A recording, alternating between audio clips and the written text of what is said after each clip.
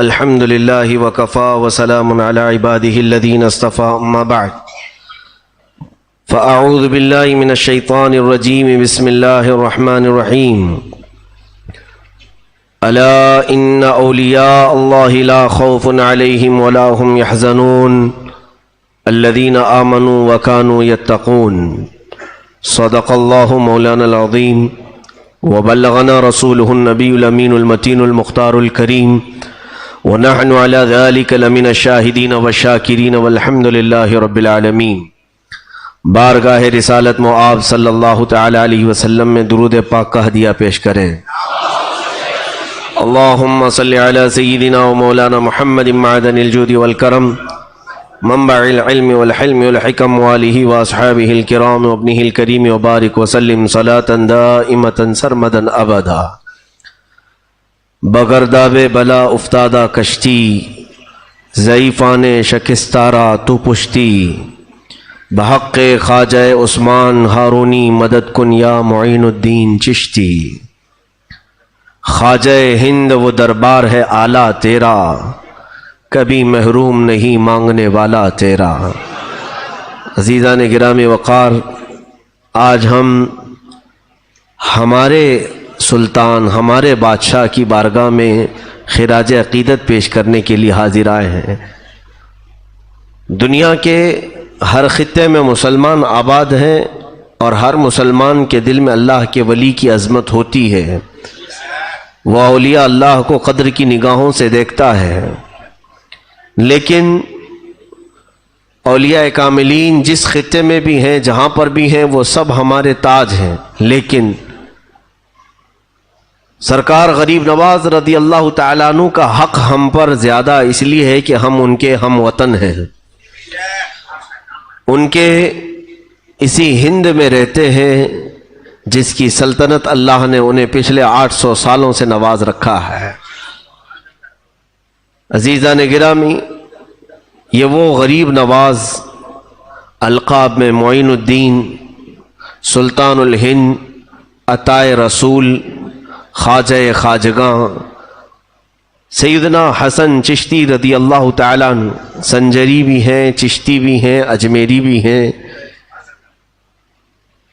اس مقدس بارگاہ میں ہم کچھ خراج عقیدت پیش کرنے سے پہلے کچھ باتوں کی طرف قرآن و حدیث کے ذریعے سے آپ کے دل و دماغ میں ابتدائی باتیں پہنچانے کی ضرور کوشش کروں گا۔ سب سے پہلی بات تو یہ ہے کہ رسول کریم صلی اللہ تعالی علیہ وسلم نے ارشاد فرمایا، عند ذکر الصالحین تنزل الرحمہ، جب اللہ کے صالح اور نیک بندوں کا ذکر کیا جاتا ہے تو رحمتیں اترتی ہیں۔ ان بزرگوں کا ذکر کرنا ہمارے مقدر میں آیا ہے اس لیے کہ ہم اللہ کی رحمت کے طلبگار ہیں۔ ذکر ان کا ہوتا ہے، رحمت اللہ اتارتا ہے، یہ حدیث پاک میں ہے۔ اور قرآن کی طرف جب چلے تو قرآن نے ان کے ہی متعلق تو فرمایا، یا ایھا الذین آمنوا اتقوا اللہ وکونوا مع الصادقین، اے ایمان والو اللہ سے ڈرو اور سچوں کے ساتھ رہو۔ اب سچوں کے ساتھ رہنے کا حکم ہے تو پھر اس اجمیر کے داتا و خواجہ سے سچا ہمارے ہندوستان میں ہے کون ہے؟ اور سچائی کیا ہے انہوں نے ہندوستان کو بتائی ہے۔ یہ دو چیزیں اپنے ذہن و دماغ میں رکھیں کہ ہم جب کبھی کسی ولی کی یاد منانے کے لیے بیٹھتے ہیں تو یہ بہت سارے لوگوں نے آج افواہ جو پھیلا رکھی ہے، یہ بریلویوں کا طریقہ ہے۔ یہ بریلوی عرس منانے والے، اولیاء کی باتیں کرنے والے ہیں۔ کاش وہ اس بات کو سمجھ جاتے کہ یہ عقیدہ بریلی کا نہیں، قرآن کا ہے اور میرے مصطفیٰ کا ہے۔ قرآن نے کہا اولیاء کا ذکر کرو اور ان کے ساتھ رہو، اور قرآن تو یہ بھی کہتا ہے خبردار اللہ کے ولیوں کو نہ کوئی خوف ہے نہ انہیں کوئی غم ہے۔ اور حدیث پاک میں میرے آقا صلی اللہ علیہ وسلم فرماتے ہیں جب جب ذکر کرو گے اللہ کی رحمتیں اتریں گی۔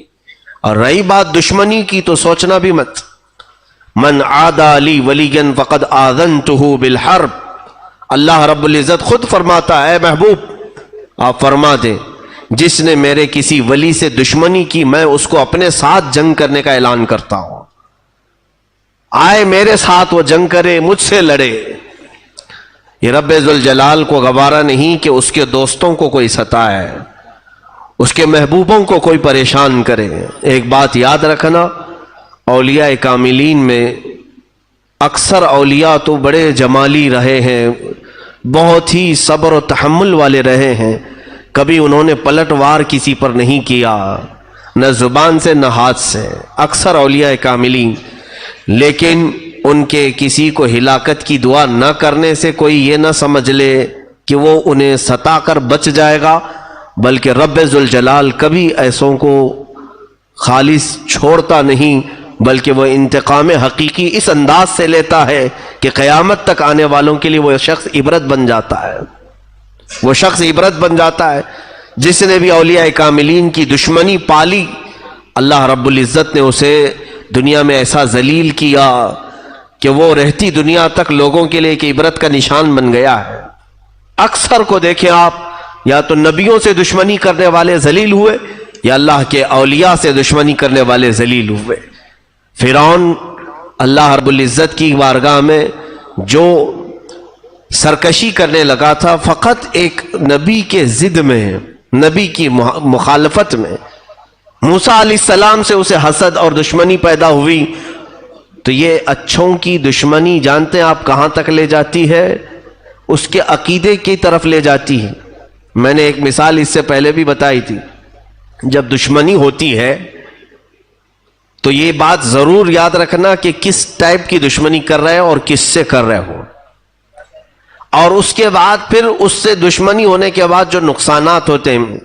میری اگر کسی ڈاکٹر سے دشمنی ہو گئی تو ہوتا کیا ہے, انسان کی فطرت ہے, ڈاکٹر تو ہماری نظروں میں گرا ہی گرا, اس کی ڈگری بھی گر گئی, اور ہم نے اس کی ڈگری کو نکار دیا کہ یہ کون سی ڈگری لے کے بیٹھا ہے, جھوٹا ہے. اور اس کے بعد اگر وہ اپنی ڈگری کی سرٹیفکیٹ دکھا بھی دیا تو دشمنی کی وجہ سے ہم اس میں عیب تلاش کرنے شروع کریں گے کہ اس کی ڈگری میں یہ خامی ہے, اس کی ڈگری کمال کو نہیں پہنچی ہوئی. دشمنی شخص سے تھی لیکن بڑھتے بڑھتے اس کی ڈگری تک پہنچ گئی. اب اس کے بعد اس کے بولنے سے نفرت, اس کے چلنے پھرنے سے ہمیں نفرت. دشمنی اس کے اخلاق تک لے جاتی ہے اور بہت اوپر تک لے جاتی ہے. اسی لیے جیسے مثال کے طور پر ہم سے دشمنی کرنے والے, میں تو مخالفت کرنے کی کھلی اجازت دیتا ہوں. میں ہمیشہ یہ کہتا ہوں کہ مجھ سے اگر کسی کو اختلاف ہے تو اس کا حق ہے. میں بھی انسان ہوں, آپ بھی انسان ہیں, مجھ سے اختلاف کرنے کا آپ کو پورا حق ہے. ضرور اختلاف کریں مجھ سے, لیکن اس اختلاف کو جب بڑھاوا دو گے تو ہوگا کیا؟ صرف آپ کا اختلاف اور آپ کی دشمنی مجھ سے نہیں رہ جائے گی, میری پڑھی ہوئی قرأت سے بھی دشمنی ہو جائے گی, میری بیان کی ہوئی حدیثوں سے بھی دشمنی کرنے لگ جائیں گے. ہمارے بیان کردہ تفسیر کو بھی تم ایک بار گمراہی کہہ دو گے اور خود کافر ہو جاؤ گے. یہ دشمنی ساتھ تک نہیں باقی رہتی بلکہ پھر اس کے کاموں تک بڑھ جاتی ہے. اسی لیے فرعون نے کیا کہا, موسیٰ اگر خدا تعالی مجھے خود بتا دیتا کہ میں تجھے پالتا ہوں تو میں مان لیتا, لیکن موسیٰ کا وہ خدا ہے اس لیے نہیں مانوں گا. دشمنی موسیٰ سے تھی اس لیے موسیٰ کا جو خدا ہے میں اسے نہیں مانوں گا, اس کے خدا کو میں کیوں مانوں. تو دشمنی جب کسی سے ہوتی ہے تو اس کے بڑوں سے اور اس کے پورے سلسلے سے دشمنی ہو جاتی ہے. اسی لیے جس نے بھی اولیاء کاملین سے دشمنی کی ان کی لمبی چوڑی فہرست ہمارے پاس ہے. تو پھر انہوں نے تمام اولیاء کو, ان کے مرشدوں کو, ان کے مشائخ کو, ان کے نسب کو گالیاں دینا شروع کیا. جیسے کہ سرکار غریب نواز رضی اللہ تعالیٰ عنہ سے جس کو نسبت ہوئی, اب ان کے نام کے برے معنی وہ تلاش کرنا شروع کیا. خواجہ کا مطلب یہ ہوتا ہے, معین کا مطلب یہ ہوتا ہے. دشمنی کسی ولی سے تھی اور وہ ان الفاظ کی تحقیق میں چل پڑا اور نادان ایسے منہ کی کھایا اور دھوکہ کھایا کہ رسول پاک صلی اللہ علیہ وسلم تک دشمنی کر لیا. جب کہا جائے کہ عطائے رسول بھی ہیں وہ, تو سیدھے کیا کہنے لگا کہ رسول نے اگر انہیں عطا کیا تو رسول بھی صحیح نہیں ہے. معاذ اللہ رب العالمین. دشمنی کہاں سے کہاں تک لے گئی. اسی لیے سوچ سمجھ کر کے کسی سے اختلاف کرنا کہ کہیں تمہارا اختلاف تمہیں خدا کی دشمنی تک نہ لے جائے, رسول کی دشمنی تک نہ لے جائے. اولیاء کاملین کی گستاخی اور ان سے دشمنی میرے عزیزوں یہ ہماری ہلاکت کا سب سے بڑا راستہ ہے. جب قرآن نے کہہ دیا کہ ان کے ساتھ رہو تو اسی میں عافیت ہے. اب آج ہم اس شہنشاہ ہند کے دربار میں حاضر ہیں. تھوڑی دیر کے لیے آپ توجہ کریں گے تو میں آپ کو اجمیر معلیٰ پہنچا دوں گا اور تصور میں تمہیں غریب نواز کا روضہ مبارک نظر آ جائے گا. اور ہم صرف اجمیر نہیں ان کے آبائی وطن پہنچتے ہیں جہاں سرکار غریب نواز رضی اللہ تعالیٰ عنہ کی ولادت باسعادت ہوئی. سنجر کا وہ علاقہ, غریب نواز کے والد گرامی سید غیاث الدین رضی اللہ تعالیٰ عنہ اور ان کی والدہ بی بی ام الورا, دونوں حافظ قرآن تھے, دونوں عالم تھے, ماں بھی اور باپ بھی. اور یہ تقریباً 537 ہجری کے قریب کا کچھ واقعہ ہے. سنجر کا علاقہ مشہور تھا, پورے کے پورے علاقے میں جو لوگ رہتے تھے وہ کوئی ایسا نہیں تھا جو تہجد نہ پڑھتا ہو. پورے گاؤں میں, اس سنجر میں جہاں پر غریب نواز کی پیدائش ہوئی, پورا علاقہ تہجد گزار تھا. تہجد میں کسی کی قضا نہیں ہوتی تھی, اس میں وہ لوگ کمپٹیشن کرتے تھے, سبقت لے جاتے تھے. ایک رات ایسی آئی, 13 رجب المرجب تاریخ یہ بتائی گئی ہے, 13 رجب کی تاریخ تھی اور آسمان پر آدھی رات میں ہی سفیدی ظاہر ہو گئی. اور اتنی سفیدی سی آئی کہ لوگوں کو گمان ہونے لگا کہ صبح صادق ہو چکی. صبح کی سفیدی جیسے نمودار ہوتی ہے, آدھی رات میں ہی سفیدی ظاہر ہوئی. تو جس کی آنکھ کھلی وہ بے ساختہ دوڑتا ہوا باہر آیا کہ ہائے میری تہجد قضا ہو گئی. سوئے ہوئے تھوڑی سی آنکھ کیا لگی کہ آنکھ کھلی تو دیکھا روشنی ہے, اور جب صبح کی روشنی آ گئی تو تہجد کا وقت ختم ہوا. سنجر کے علاقے میں یہ خبر پھیلی اور جتنے متہجد تھے, جتنے تہجد گزار تھے, سبوں کو ظاہر سی بات ہے وہ بزرگوں کا تال میل بہت اچھا تھا کہ ایک عبادت کرتا تو دوسرے کو اٹھا بھی دیتا تھا, دوسرے کو تعاون بھی کرتا تھا. سارے لوگ جمع ہونا شروع ہو گئے کہ کیا حال ہے, کیا حال ہے. اس میں موجود کئی عمر دراز بزرگوں نے کہا ہمیں تو نہیں لگتا کہ ہم سے غفلت ہوئی, لیکن یہ اجالا کچھ اور بتا رہا ہے.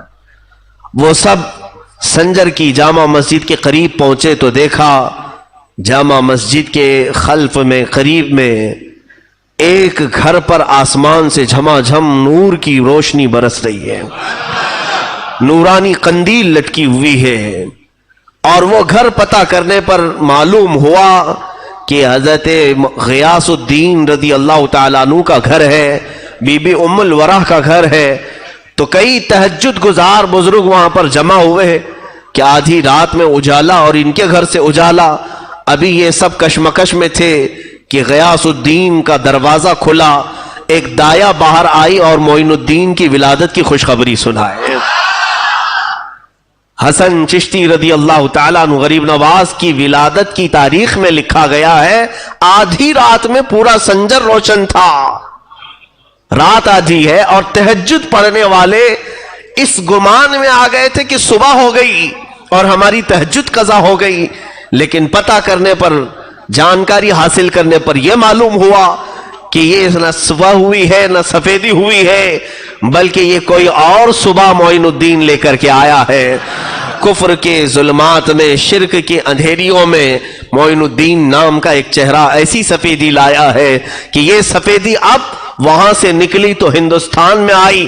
اور ہندوستان میں بھی جب وہ آئے تھے یقیناً یہاں بھی بہت اندھیرا چھایا ہوا تھا, کفر کا اندھیرا, شرک کا اندھیرا, جادو کا اندھیرا, بدعات کا اندھیرا, خرافات کا اندھیرا. لیکن جیسے ہی یہ چاند طلوع ہوا انہی اندھیریوں میں خوب 90 لاکھ کو روشن بھی کر گیا. عزیزان گرامی, معین الدین حسن چشتی رضی اللہ تعالیٰ عنہ کی ولادت باسعادت کے بعد ان کے والد ان کی اہلیہ سے اپنی اہلیہ سے کہتے ہیں ام الورا سے بچے کا نام کیا رکھنا چاہیے. ام الورا کہتی ہیں مشورہ چل رہا تھا شوہر بیوی میں, پہلا بچہ ہے تو ماں کہتی ہے سرکار غریب نواز کی ہمیں مشورے کی ضرورت نہیں, بلکہ میں اس بچے کے حمل کے دوران کئی بڑے مشائخ کو خواب میں دیکھا ہے اور انہوں نے مجھے مبارکبادی دیتے ہوئے کہا ہے کہ تیرا پیٹ حسن ہو, تیرا مولود حسن ہو. حسن کا مطلب ہوتا ہے خوبصورت, جمال والا. تو یہ مشائخ نے میرے حمل کے دوران مجھے رات میں کئی ایسی خوشخبریاں سنائی تھی کہ تیرا پیٹ, تیرا شکم حسن ہو اور تجھ سے پیدا ہونے والا حسن ہو. حسن کا مطلب خوبصورتی. تو کیوں نہ ہم ان مشائخ کی اسی بشارت پر بچے کا نام حسن رکھتے ہیں. اور پھر جب ان دونوں نے حسن نام رکھا تو غیب سے ندا آنے لگی حسن معین الدین, حسن معین الدین, یعنی یہی حسن ہے جو دین کی مدد کرے گا. معین کا مطلب ہوتا ہے مدد کرنے والا. اب یہ بچپن کی آپ کی ولادت کے بعد پرورش جو ہوئی, اب اس میں بتانے کی چندہ ضرورت نہیں, آپ کو میں بات بتا دوں. سرکار غریب نواز رضی اللہ تعالیٰ عنہ آل رسول ہے. سیدہ کائنات فاطمۃ الزہرا رضی اللہ تعالیٰ عنہ کی آل جو حضرت امام حسین اور حضرت امام حسین رضی اللہ تعالیٰ عنہ سے امام زین العابدین, یہ جو سلسلہ چلا ہے اور سیم ٹو سیم سلسلہ جو غوث پاک کا ہے وہی سلسلہ سرکار غریب نواز کا ہے, سیم. اور رشتے میں آپ کو میں بتاؤں, غریب نواز کی ماں حضرت بی بی ام الورا حضور غوث پاک رضی اللہ تعالیٰ عنہ کی سگی چچیری بہن ہے. گویا کہ سرکار غریب نواز غوث پاک کے کیا لگے, بھانجے ہوئے. بی بی ام الورا غوث پاک کی بہن ہے, چچا کی بیٹی ہیں. اور حضرت غوث پاک کا جو حسینی سلسلہ ہے باپ سے, وہ حضرت خواجہ معین الدین کی ماں سے حسینی سلسلہ ہے. اور غوث پاک رضی اللہ تعالیٰ عنہ کا والدہ ماجدہ سے حسینی سلسلہ ہے اور ان کا والدہ ماجدہ کا سلسلہ حسنی ہے. دونوں میں اتنی مشابہت ہے کہ وہ حسنی اور حسینی سید ہیں اور یہ بھی حسنی اور حسینی سید ہیں, نجیب الطرفین ہیں.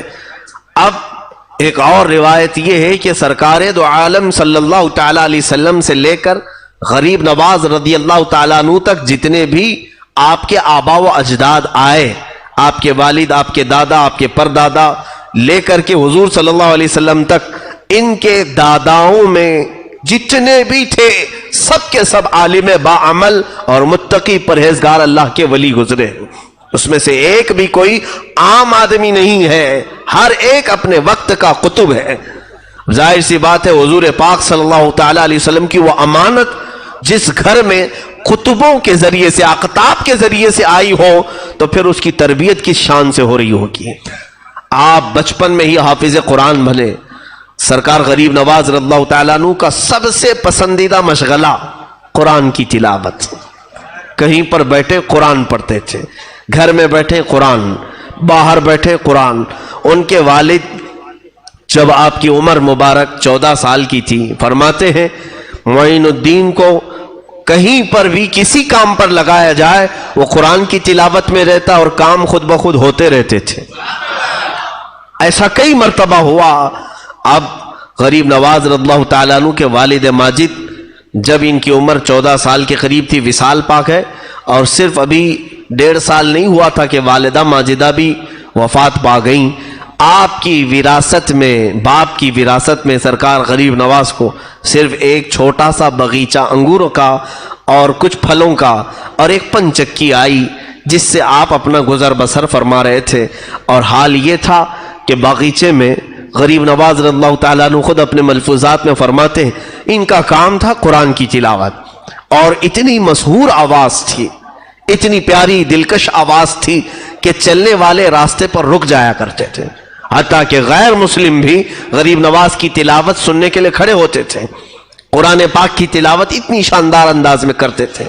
اور فرماتے ہیں کہ جب وہ باغیچے میں تلاوت کرتے رات کے وقت پورے باغیچے کی جھاڑو بھی لگ جاتی، جو پتے گرتے تھے وہ بھی ایک جگہ جمع ہو جاتے تھے.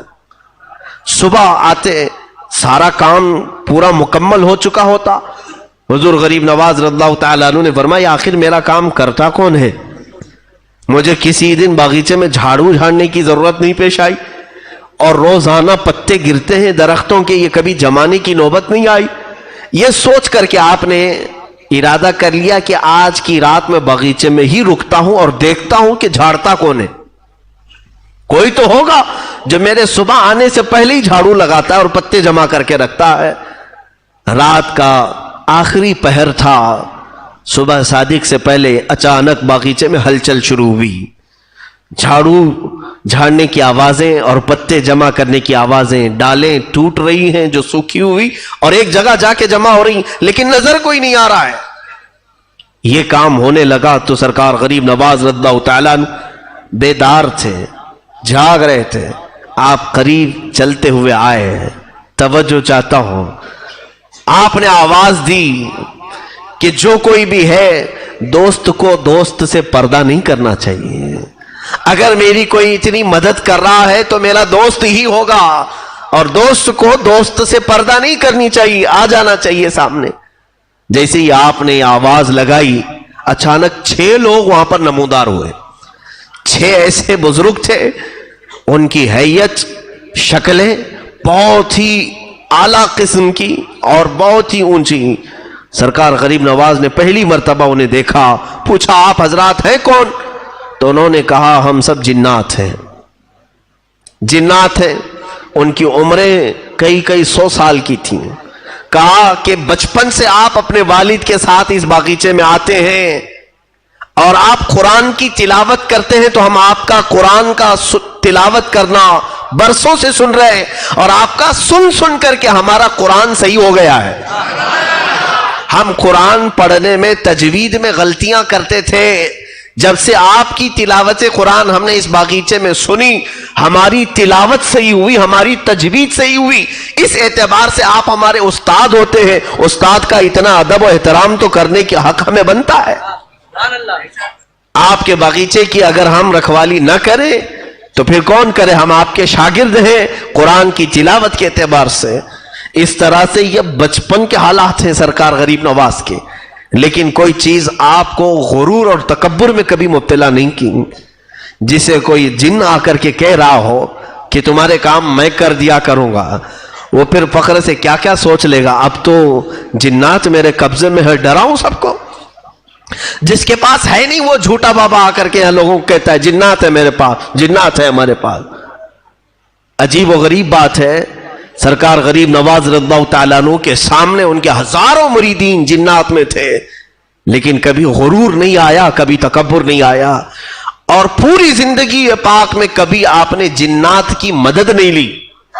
یہ ثابت کرنے کے لیے کہ جنات کو اللہ نے انسانوں کے بعد کا مرتبہ دیا ہے، تو اللہ نے جب تمہیں اشرف المخلوقات بنایا ہے تو تم سے جو ادنا ہے ان سے کیوں خدمت لو؟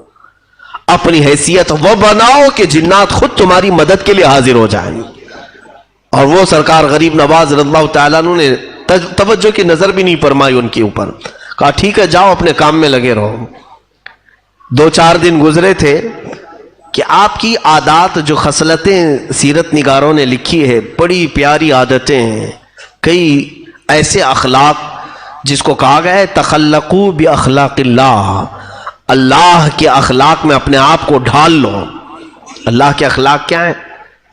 اخلاق کا لفظ حدیث پاک میں یہ آیا ہے کہ رب تبارک و تعالی جن چیزوں کو پسند فرماتا ہے ان چیزوں کو ڈھال لو اپنی زندگی میں.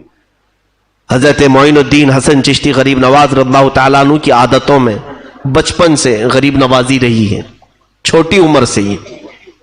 یہاں تک کہ چھوٹی عمر میں جب آپ کی ولادت ہوئی اس وقت سے لوگوں نے دیکھا ہے کہ آپ کی غریب نوازی کیسی ہے. ایک دن باغیچے میں کام کر کے تھک کر بیٹھے تھے کہ ایک کوئی بزرگ آئے. آ کر کے انہوں نے پوچھا کہ کچھ کھانے کو ملے گا. جلدی سے اس درویش کو بٹھایا، مدد کرنا آپ کی فطرت میں تھا. بٹھایا اور بٹھا کر کے ایک انگور کا خوشہ توڑ لائے اور لا کر کے انہیں بڑے ادب سے دھل کر کے صاف کر کے ایک ایک انگور پیش کرتے تھے، جیسے کوئی اپنے عزیز مہمانوں کے لیے کرتا ہے۔ اب جب انگور کے خوشے تناول کیے، اس بزرگ نے پوچھا بیٹا تمہارا نام کیا ہے؟ کہا میرا نام حسن ہے اور لوگ معین الدین بھی کہتے ہیں۔ وہ بزرگ چونک گئے اور اس کے بعد انگور کے خوشے کھاتے کھاتے وہ رک گئے۔ کہا میں آج مقصد کو پہنچا ہوں، آج میں اپنے مقصد کو پہنچا ہوں۔ کہا کہ کیا مقصد کو پہنچے؟ آپ ہیں کون؟ انہوں نے کہا ویسے تو میرا نام ابراہیم قندوزی ہے، لیکن لوگ مجھے دیوانہ اور پاگل کہتے ہیں۔ مجذوب تھے وہ، دیوانہ کہتے ہیں اور بچے مجھے پتھر مارتے ہیں، اور میں ہوں بھی دیوانہ۔ اس بزرگ نے کہا تو حضرت غریب نواز کے بچپن کے حالات ہیں۔ پوچھا آپ دیوانے ہیں تو کس کے؟ تو حضرت ابراہیم قندوزی جو آئے تھے مجذوب، انہوں نے کہا میں حاجی شریف زندانی میرے مرشد کا دیوانہ ہوں، اور انہوں نے مجھے دیوانگی کی حد تک پلایا ہے اور چھوڑ دیا، اور مجھے ایک روٹی دی تھی، اور اس روٹی کو یہ کہہ کر کے مجھے دیا تھا کہ جب تم اس مقام پر پہنچو جب تمہیں ساتوں عرش بغیر کسی تکلف کے نظر آنے لگیں تو آدھی روٹی کھانا، یا آدھی روٹی کھا لینا، اور آدھی روٹی اپنے پاس رکھنا۔ ایک بچہ آئے گا معین الدین حسن نام کا، یہ اس کی امانت رہے گی۔ میں اس آدھی روٹی کو پچھلے 30 سالوں سے سنبھال کر رکھا ہوں۔ آدھی روٹی کو، نہ روٹی سوکھتی ہے نہ سڑتی ہے، میری جھولی میں ایسی ہے۔ وہ روٹی اٹھائی، حضرت غریب نواز کو دیا کہ یہ آپ کی امانت ہے، اور اس کے بعد وہ اچھل کود کرتے رہے جیسے دیوانے کرتے ہیں، کپڑے پھاڑتے رہے اور بال اچھالتے رہے اور چلے گئے، غائب ہو گئے۔ حضرت سرکار غریب نواز ان کو پوچھ رہے تھے کہ حاجی شریف زندانی ہے کون جنہوں نے روٹی بھیجی ہے؟ یہ چشتی سلسلہ ہے کیا؟ حضرت ابراہیم قندوزی اچھل کود کرتے ہوئے کہے تو اسی لیے بنا ہے، تجھے سب پتا ہو جائے گا، تو اسی کام کے لیے پیدا کیا گیا ہے، تجھے سب معلوم ہو جائے گا، اب مجھے بتانے کی ضرورت نہیں، غائب ہو گئے۔ وہ آدھی روٹی کھانے کے بعد جو غریب نواز کی زندگی پلٹی ہے، اب دنیا سے رغبت ہی ختم ہو گئی، نہ انگور کے باغیچے میں دل لگتا تھا نہ پنچکی میں۔ اب تک تو قرآن کی تلاوت کرتے ہی رہتے تھے، لیکن اب بے قراری اتنی بڑی، آپ نے سوچا کہ اس دنیا فانی میں رکھا کچھ نہیں ہے، میں رب تبارک و تعالیٰ کے قریب بڑھنے کے لیے کسی شیخ کامل کی طرف چلتا ہوں، علم دنیاوی، علم ظاہری، علم شریعت مصطفیٰ صلی اللہ علیہ وسلم، علم باطنی، یہ تمام علوم کے لیے میں نکلتا ہوں۔ وہ 14 سال کی عمر ہے، اس وقت یہ باغیچہ پورا آپ نے بیچ دیا، پنچکی بھی بیچ دیا، اور جو مال ملا وہ سب فقراء اور مساکین میں تقسیم کیا، تھوڑا سا اپنے کھانے کے لیے اور سفر کے لیے رکھا اور نکل پڑے۔ کچھ لوگوں سے پوچھا علماء کا مرکز کہاں ہے، اقطاب اولیاء کہاں رہتے ہیں؟ کچھ لوگوں نے بغداد کا نام لیا، کچھ لوگوں نے سمرقند کہا، کچھ لوگوں نے بخارا کہا، کچھ لوگوں نے نیشاپور کہا۔ یہ بڑے بڑے، ظاہر سی بات ہے اگر آج ہم سے آپ پوچھیں گے کہاں علم کا مرکز ہے تو ہم بھی 2-3 چیزیں بتا دیں یا کوئی اور بتا دے۔ غریب نواز کو جب اولیاء کاملین کے مرکز کے بارے میں یہ تمام شہروں کا ایڈریس بتایا گیا، آپ نکل پڑے۔ آپ نے ارادہ کیا سب سے پہلے میں بغداد چلتا ہوں۔ بغداد کے سفر پر نکلے، کیسے؟ اسی سنجر سے جب نکلے تو کچھ بھی نہیں تھا، گھر بھی نہیں، کوئی چیز نہیں۔ راستے میں سفر کے دوران آپ کو میں حیرت انگیز بات بتا دوں، غریب نوازی کہتے کسے ہیں، آپ بیچ راستے میں پہنچے تو ایک ایسا ویرانہ تھا، بہت دور تک جنگل اور بیابان، جہاں ہو کا عالم طاری ہے، کوئی بھی نظر نہیں آتا۔ 2 لوگوں کو دیکھا گدڑی میں بیٹھے ہوئے ہیں، لیکن تھے وہ ڈاکو، وہاں بھیس بدل کر کے بیٹھتے تھے، روز آنے جانے والوں کو رو دھو کر کے یا کسی طرح ڈاکہ ڈال کر کے مال حاصل کرتے تھے۔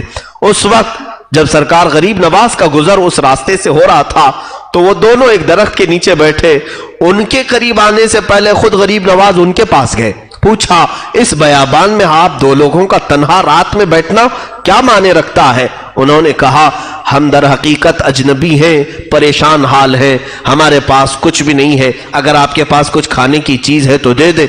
अपनी झोली में सरकार गरीब नवाज के जो जो कुछ खाने का रखा था सब उठा के उनके सामने रखा। वो दोनों रहजन डाकू खाते रहे। जब खाना मुकम्मल हो गया तो पूछा कि कुछ माल भी है तो दे दे। गरीब नवाज अपनी पूंजी में से जो था निकाल करके सबसे पहले ये कहते हैं, माफ करना, मेरे पास जितना है मैं दे रहा हूं, शायद आपकी जरूरत पूरी इससे ना हो तो मेरे बारे में बुरा गुमान मत करना कि आपकी जरूरत मैंने पूरी नहीं की। ये कह करके माल पूरा दिया। पूरा दे करके ये कह रहे हैं, अगर तुम्हारी जरूरत पूरी ना हुई तो मुझे बुरा मत समझना, मेरी जितनी ताकत थी मैंने दे दिया। झोली पूरी झटक दी उनके सामने। वो दोनों रहजन डाकुओं ने ये पूरा माल लिया और पूछा, आप कहां जा रहे हैं? गरीब नवाज ने फरमाया, बगदाद का सफर है, वहां से नेशापुर है। गरीब नवाज की ये बात सुनकर वो दोनों कहने लगे, ए अजनबी मुसाफिर, तुम्हें मालूम है बगदाद यहां से कितना लंबा सफर है? कहा, हाँ मालूम है, 1 महीने की मसाफत है, 1 महीने का सफर है पैदल, और उसके आगे नेशापुर उतना ही आगे है। गरीब नवाज से उन दोनों ने कहा, 1 महीने का सफर है, आपकी झोली में न खाना बाकी रहा न माल बाकी रहा, आप कैसे आगे का सफर तय करेंगे? गरीब नवाज ने पलट करके कहा, इस बयाबान और वीराने में तुम जैसों को मौला मुझसे माल पहुंचा सकता है तो मेरे सफर में भी वही इंतजाम करेगा। तुम यहां भी बयाबान में और वीराने में बैठे हो, देखो आसपास किसका घर है? कुछ नहीं है, लेकिन तुझे रब ने खिलाया कि नहीं खिलाया? उन्होंने कहा, यकीनन मौला ने ही खिलाया है। कहा, जो तुम्हें मुझसे खिला सकता है मुझे किसी और से खिला सकता है?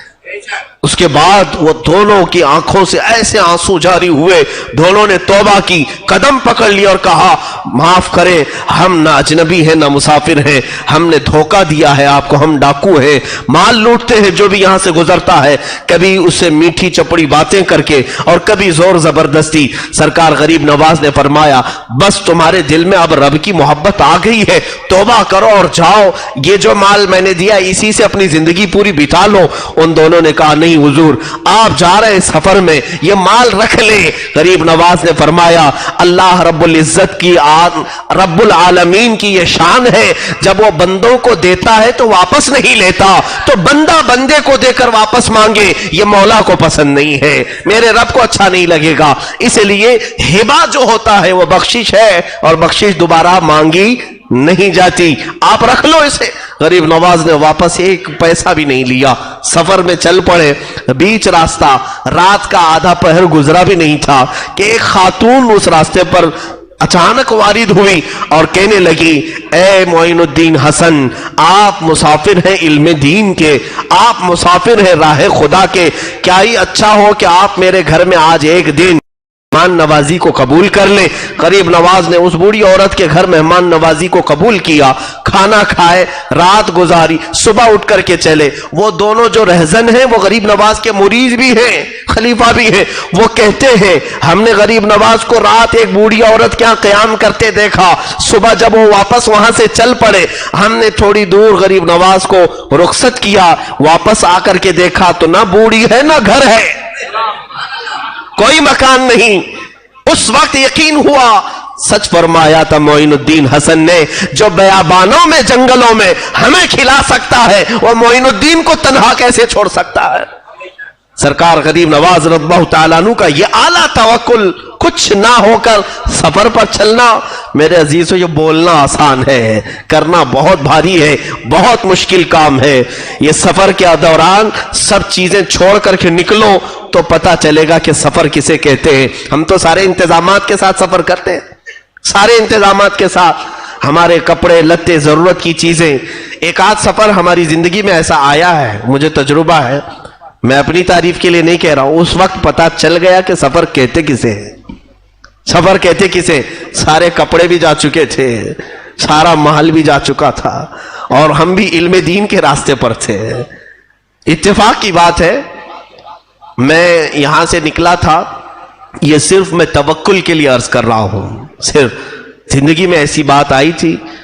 मेरा इरादा जब हुआ तहकीक फिल फ़िक़्ह की तालीम हासिल करने के लिए बरेली मुअल्ला हमारे मुर्शिद गिरामी की बारगाह में जाने के लिए, میں دبئی سے تراویح پڑھا کر کے آیا تھا، اور اس وقت ابھی ہماری تعلیم کا سلسلہ جاری بھی تھا، میں بھی تعلیم کمپلیٹ ختم نہیں کیا تھا، جاری بھی تھا، لیکن بیچ میں جو رمضان آتا تو تراویح پڑھاتے، اور اچھے عمدہ کپڑے وہ ایک پہلے سے چلا ہے، سارے کپڑے جمع کر کے ایک بڑے سوٹ کیس میں رکھے، اور پھر میری لکھی ہوئی کچھ کتابیں بھی تھیں جو میں نے عربی سے اردو میں ٹرانسلیٹ کیا تھا، اور کافی اچھی خاصی رقم بھی تھی، اور یہ سب چیزیں لے کر کے جب میں پہنچا تھا تو رات کا وقت تھا، اسٹیشن پر مجھے یاد ہے 4 بجے کے قریب ٹرین پہنچی تھی۔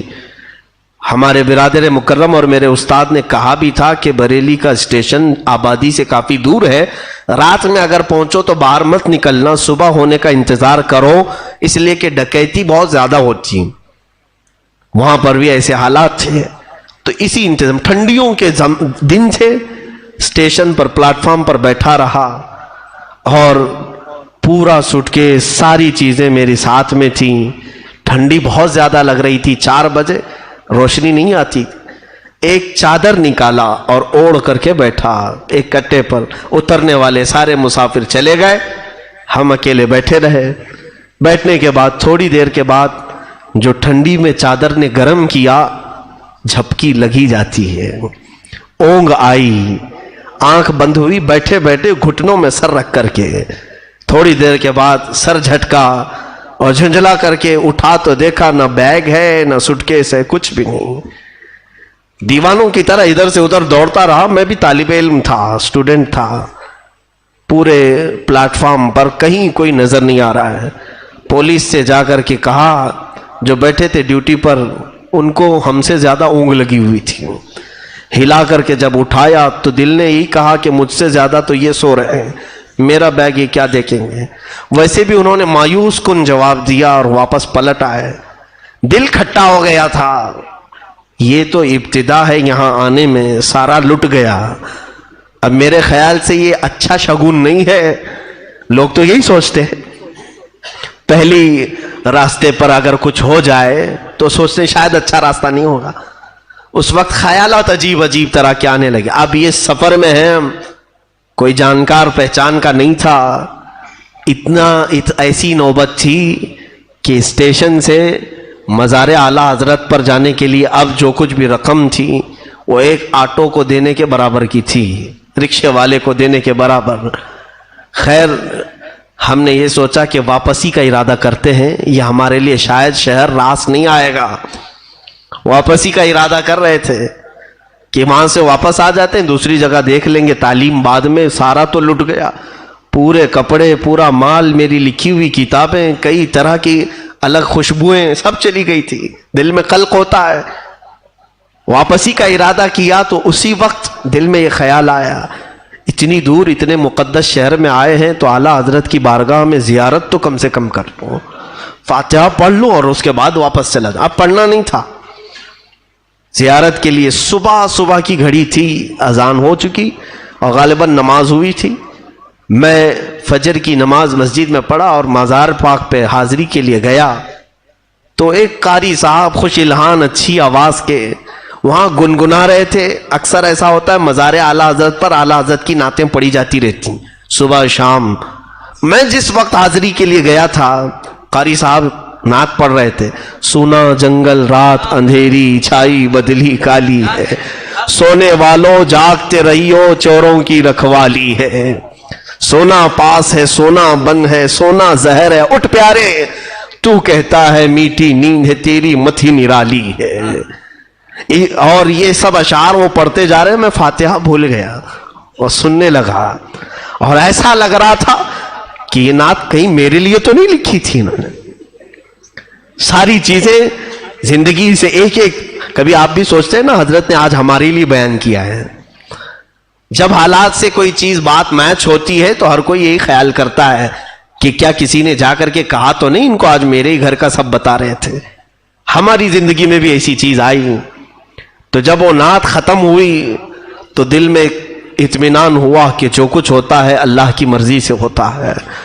دل میں ایک ڈھارس بندھی، اور اس کے بعد اس کے بعد جو حالات ہیں وہ مجھے زیادہ ڈسکس کرنے کی ضرورت نہیں، اتنی سی بات ہے، میرا ٹیسٹ تھا، امتحان تھا، میلے کپڑے سفر کے، انہی کپڑوں میں جا کر امتحان کے لیے بیٹھا اور کسی سے کہنے کی کوئی جرت بھی نہیں تھی، ہمت بھی نہیں تھی۔ دوسرے دن جب رزلٹ آیا تو سب سے پہلا نام میرا تھا، تو اب سوچا کہ اب یہ سب سے پہلا نام، کئی مدارس کے طلبہ وہاں پر ٹیسٹ کے لیے آئے تھے، ہر دارالعلوم کے لوگ ٹیسٹ کے لیے آتے ہیں، کئی 100 میں سے ان کو صرف 5 لوگوں کو چننا تھا، 7 لوگوں کو چننا تھا۔ نام جب آیا اسی وقت مجھے بلائے ہمارے ایک استاذ گرامی، کہا کہ میلے کپڑے یہ ساری چیزیں، مجھے ایسا لگتا ہے کہ تمہارے سفر میں تمہارے ساتھ کچھ دھوکہ ہوا ہے۔ میں نے کہا نہیں، انہوں نے خود پکڑ کر کے مجھے شہر لایا اور شہر لے جا کر کے انہوں نے کپڑے دلائے، پورا سارا سامان دلا کر خود لے کر کے آئے۔ استاد ان کو خود اپنی فکر ہوتی ہے، اپنے گھر بار چھوڑ کر وہ بھی پڑھانے کے لیے آئے ہوتے ہیں، لیکن انہوں نے اپنے ذاتی رقم سے یہ ساری چیزیں کی۔ لیکن وہ جو چند دنوں کا عرصہ گزرا، اس وقت پتا چلا کہ سفر کہتے کسے ہیں۔ سفر اس لیے کہ حدیث پاک میں السفر کالسقر، سفر جہنم کے راستوں میں سے ایک راستہ ہے، تکلیف اس میں ہوگی، لیکن ابھی ہم بہت ساری انتظامات، بہت سارے اسباب کے ساتھ چلتے ہیں تو احساس نہیں ہوتا، اے سی میں چلتے ہیں اور بہت شارٹ سفر ہو گیا ہے تو پتہ نہیں چل پاتا، ورنہ سفر تو سفر ہے، اور وہ بھی جب مال کچھ بھی نہ ہو۔ اور اسی سفر کے متعلق میرے آقا صلی اللہ علیہ وسلم نے فرمایا، کن عابدی سبیلا فی الدنیا کأنک غریب، اے بندے تو دنیا میں مسافر کی طرح جی، ایسا جیو جیسے کہ تم مسافر ہو، اس لیے کہ مسافر بہت سامان نہیں لیتا، سب چھوڑ کر جاتا ہے۔ اور سرکار غریب نواز رضی اللہ تعالیٰ عنہ نے اس حدیث پر عمل کر کے دکھایا، عمل کر کے ایسے دکھایا کہ سب کچھ چھوڑا اور پوری زندگی سفر کی حالت میں رہے، پوری زندگی مسافر جیسا رہتا ہے ویسی رہے۔ جو آپ نے سارا سامان بیچ دیا تھا، رقم بیچی، پھر ان کے راستے میں کون کھلاتا ہے، کسی کو کوئی فکر کرنے کی ضرورت نہیں ہوتی۔ آپ اس طرح سے بغداد مقدس جب پہنچے تو سرکار غوث پاک سے آپ کی ملاقات بھی ہوئی، اور روایات میں ہے کہ تقریباً 57 دن تک سرکار غریب نواز غوث پاک کے ساتھ ایک ہی حجرے میں بیٹھے رہے، ایک ہی حجرے میں۔ اور غوث پاک رضی اللہ تعالیٰ عنہ نے باہر نکل کر کے اپنے مریدین سے کہا، اے لوگوں اسے جانتے ہو، یہ جس علاقے سے آیا ہے وہاں سب علاقے کا یہ مقتدا ہوگا۔ مقتدا کہتے ہیں لیڈر کو، راجا کو، آج بھی اسی لیے لوگ راجا کہہ رہے ہیں، اسی لیے کہتے ہیں۔ غریب نواز کو غوث پاک نے فرمایا تھا یہ جس علاقے سے آیا ہے اس علاقے کا مقتدا ہوگا، لیڈر ہوگا، اور ایسا مقتدا انہیں بنایا گیا ہے کہ زمانے گزرتے گئے لیکن وہ مقتدائی اور وہ لیڈرشپ کبھی ختم نہیں ہوتی، وہ سلطنت اور حکومت ختم نہیں ہوتی۔ سرکار غریب نواز رضی اللہ تعالیٰ عنہ وہاں سے نکل کر پھر نیشاپور پہنچے، وہاں پر کچھ لوگ آئے اور ان سے بزرگوں کے بارے میں بات چیت کر رہے تھے، تو ایک بزرگ کا نام انہوں نے لیا کہ یہاں پر ایک بزرگ ہے حاجی شریف زندانی۔ جیسے ہی نام سنا اچھل پڑے، یہ کہاں رہتے ہیں؟ کہا بس نیشاپور سے 8 میل دور ہے، لیکن ان سے ملنے سے پہلے آپ حضرت خواجہ عثمان ہارونی سے ملے۔ کہا وہ کہاں رہتے ہیں؟ کہا وہ مدینہ طیبہ میں رہتے ہیں، اس لیے کہ خواجہ شریف زندانی اب کسی کو ملتے نہیں، وہ اندر ہو چکے ہیں۔ زندانی کہتے ہیں قیدی کو، قیدی کو۔ حاجی شریف رحمت اللہ تعالی علیہ پوری زندگی اپنے آپ کو قید خانے میں رکھ دیا تھا، قید خانہ جیسا ہوتا ہے، ان کو زندانی کہتے ہیں، قیدی کی طرح رہے، اس لیے کہ میرے آقا نے حدیث میں فرمایا دنیا سجن للمؤمنین و جنت للکافرین، دنیا مومن کے لیے قید خانہ ہے۔ تو یہ اولیاء ایک ایک حدیث کو لیتے تھے اور اس پر عمل کر کے دکھاتے تھے، قیدی بن کر کے رہے۔ سرکار غریب نواز رضی اللہ تعالیٰ عنہ وہاں سے مدینہ طیبہ پہنچے۔ مدینہ طیبہ میں خواجہ عثمان ہارونی کا بول بالا تھا، اس وقت وہ بڑے شیخوں میں گنے جاتے تھے۔ ایک مقام پر آپ درس دے رہے تھے خواجہ عثمان ہارونی، حضرت خواجہ غریب نواز رضی اللہ تعالیٰ عنہ اس حجرے میں داخل ہوئے اور کونے میں بیٹھ گئے، وہاں بڑے بڑے مشائخ بیٹھے ہوئے تھے جو ان کی تربیت میں تھے، خواجہ عثمان ہارونی۔ आंख बंद करके वो बयान करते थे, वो तौहीद पर बयान कर रहे थे। अचानक आंख खोली और कहा, गुलिस्ताने तौहीद का कोई चमकता हुआ सितारा मुझे मेरी महफिल में दिख रहा है, तौहीद का कोई अलंबरदार मेरी महफिल में मुझे नजर आ रहा है। आंख खोली और महफिल से उठे और उस कोने पर जाकर गरीब नवाज का हाथ पकड़कर उठाया और कहा, मरहबा मरहबा, आओ हमारी गद्दी पर बैठो। अजनबी थे गरीब नवाज, उन्हें पकड़ करके लाए। यही तो हम कहते हैं कि औलिया कामिलीन सिर्फ ज़ाहिर को नहीं, दिलों तक को देखते हैं, उनकी निगाहें अंदर तक को देखती हैं। हजरत ख्वाजा गरीब नवाज को लाया और अपनी गद्दी पर जब बिठाना चाहे तो आपका जिस्म कांपने लगा। हजरत ख्वाजा उस्मान हारूनी ने कहा कि तुम, मैंने जो बयान किया है इस अधूरे बयान को मुकम्मल करो। तौहीद पर बयान कर रहे थे। हजरत ख्वाजा गरीब नवाज उनके सामने ही खड़े हुए और बाकी तौहीद पर जब बयान करने लगे, अल्लाहु अकबर। रिवायत में है कि जितने उस मजमे में बैठे थे मशाइख, सब के सब वज्द में रब्बुल आलमीन की बारगाह में मह होकर अपने कपड़े फाड़ने लगे हैं हजरत ख्वाजा गरीब नवाज के बयान पर। तब आपने, हजरत ख्वाजा उस्मान हारूनी रदी अल्लाह ताला अन्हु ने कहा कि अब मेरी जिंदगी का इख्तिताम आ चुका है, जिसका इंतजार मुझे था वो पहुंच चुका है, जिसकी अमानत मेरे पास थी वो सुपुर्द करने का वक्त करीब आ चुका है। अब हजरत ख्वाजा गरीब नवाज रज़ियल्लाहु ताला अन्हु को अपनी गद्दी के करीब बुलाते हैं और पूछते हैं, बेटा मोइनुद्दीन, आसमान की तरफ देखो क्या दिखता है? कहा, आसमान दिख रहा है। जमीन की तरफ? कहा, जमीन दिख रही है। कहा, जाओ और 1000 बार दुरूद पढ़ो, 1000 बार इस्तिग़फ़ार, 1000 बार कुल हु अल्लाह। ये पढ़ाया और कुछ वजीफे पढ़ाए, या काज़ी अल हाजात, या शाफ़िअल बली, या दाफ़िअल बलियात, या काफ़ी अल मुहिम्मात। पढ़ाने के बाद गरीब नवाज को फिर बुलाया। अब अपनी उंगलियां ख्वाजा उस्मान हारूनी ने गरीब नवाज की पेशानी पर रखा और पूछा, ऊपर देखो क्या दिखता है? कहा गरीब नवाज ने, या ख्वाजा उस्मान हारूनी, मुझे अर्श खुदा तक दिख रहा है। पहला, दूसरा, तीसरा, चौथा, पांचवा, छठा, सातवां आसमान और सिदरतुल मुंतहा, अर्श खुदा नजर आ रहा है। जमीन पर देखो क्या दिखता है? कहा, जमीन के 7 तबक और तहत सरा तक मुझे नजर आता है, जो जमीन का सबसे निचला हिस्सा है। तो उस पीरे कामिल ने मुरीदे कामिल को सिर्फ 2 उंगलियों के दरमियान से पूरी मनाजिल तय करा दिया। और उसके बाद एक 4 तर की टोपी होती थी सिलसिले चिश्तिया में।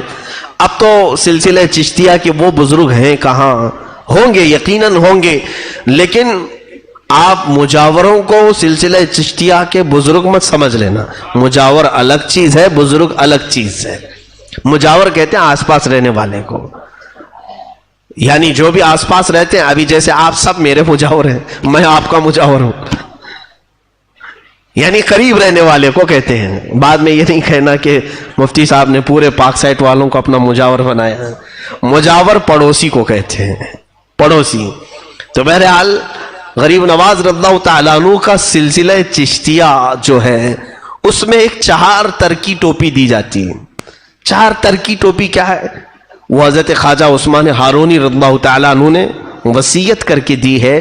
तर्क का मतलब छोड़ देना, तर्क करना, छोड़ देना। सबसे पहली चीज तर्क मासी, हर तरह के शुबा और हराम चीज को भी तर्क कर देना, एक तर्क। दूसरा तर्क है दुनिया की जरूरत की चीजें भी तर्क कर देना, सिवाय जिंदगी गुजारने के। यानी यूं समझ लें कि बहुत सारा घर बनाना, गाड़ी बंगले, ये सारी चीजें, ये तर्क, दूसरा तर्क। तीसरा तर्क आखिरत की जिंदगी को भी तर्क करना उसमें लिखा गया है। हालांकि सब जगह मकसूद है क्या? आखिरत, लेकिन सिलसिले चिश्तिया में फरमाया गया आखिरत का तर्क, यानी तुम्हें रोजे महशर का वो खौफ न सताए, सूरज के करीब होने का डर, जहन्नम के हौलनाक होने का डर, जमीन के पीतल और तांबे का होने का डर, ये सब डर निकले। आखिरत को अगर याद करे तो सिर्फ अपने खुदा के लिए, सिर्फ मेरे रब्बुल आलमीन के लिए, बाकी सब चीजें तर्क। 3 तर्क। और चौथा तर्क है ख्वाहिशात नफ्स। फरमाते हैं जो चीज तुम्हारा नफ्स पसंद करे उसे तर्क करना। وہ کہتے ہیں جب 4 یہ ترک کوئی کر دے تو اسے سلسلے چشتیہ کی 4 ترکی ٹوپی پہنائی جاتی تھی. وہ حضرت خواجہ غریب نواز کو ان کے مرشد نے پہنائی. اب یہاں کسی کو بھی پکڑ کے پہنا دیتے ہیں جو سارے خواہشات کا بادشاہ ہے, شیطانوں کو بھی پہناتے ہیں معاذ اللہ رب العالمین. کوئی نیتا جائے, لیڈر جائے, اسے بھی غریب نواز کی وہ چھوٹی سی چادر کو لپیٹ دیتے ہیں. 4 ترکی ٹوپی تو اب ملے گی بھی نہیں. اس ٹوپی کا کمال بہت ہی عجیب ہے کہ مشائخ نے لکھا ہے کہ وہ 4 ترکی ٹوپی پہننے والا سلسلہ چشتیہ میں قبرستانوں کے پاس سے گزرتا تھا تو قبروں والے اٹھ کر بیٹھ جائیں اور قبروں کے حالات وہ دیکھ لیتا جس کو یہ ٹوپی پہنائی گئی 4 ترکی ٹوپی. اس لیے کہ جب اس نے دنیا کو سب ترک کیا تب یہ ٹوپی اسے دستیاب ہو. یہ خرقہ خلافت ہے. بہرحال حضرت خواجہ غریب نواز رضی اللہ تعالیٰ عنہ مدینہ طیبہ میں اپنے شیخ اپنے مرشد کی بارگاہ میں 2.5 سال تک رہے. آپ کے مرشد گرامی جب وفات پا چکے تو اس کے بعد حضور اکرم صلی اللہ تعالیٰ علیہ وسلم کے دربار سے اتنا لگاؤ تھا کہ روزانہ غریب نواز میرے آقا صلی اللہ تعالیٰ علیہ وسلم کے حاضری فرماتے اور دیدار فرماتے تھے. روز دیدار کرتے. وہ کیوں نہ دیدار کرے, ان کے وہ دادا بھی ہیں, ان کے وہ نانا بھی ہیں.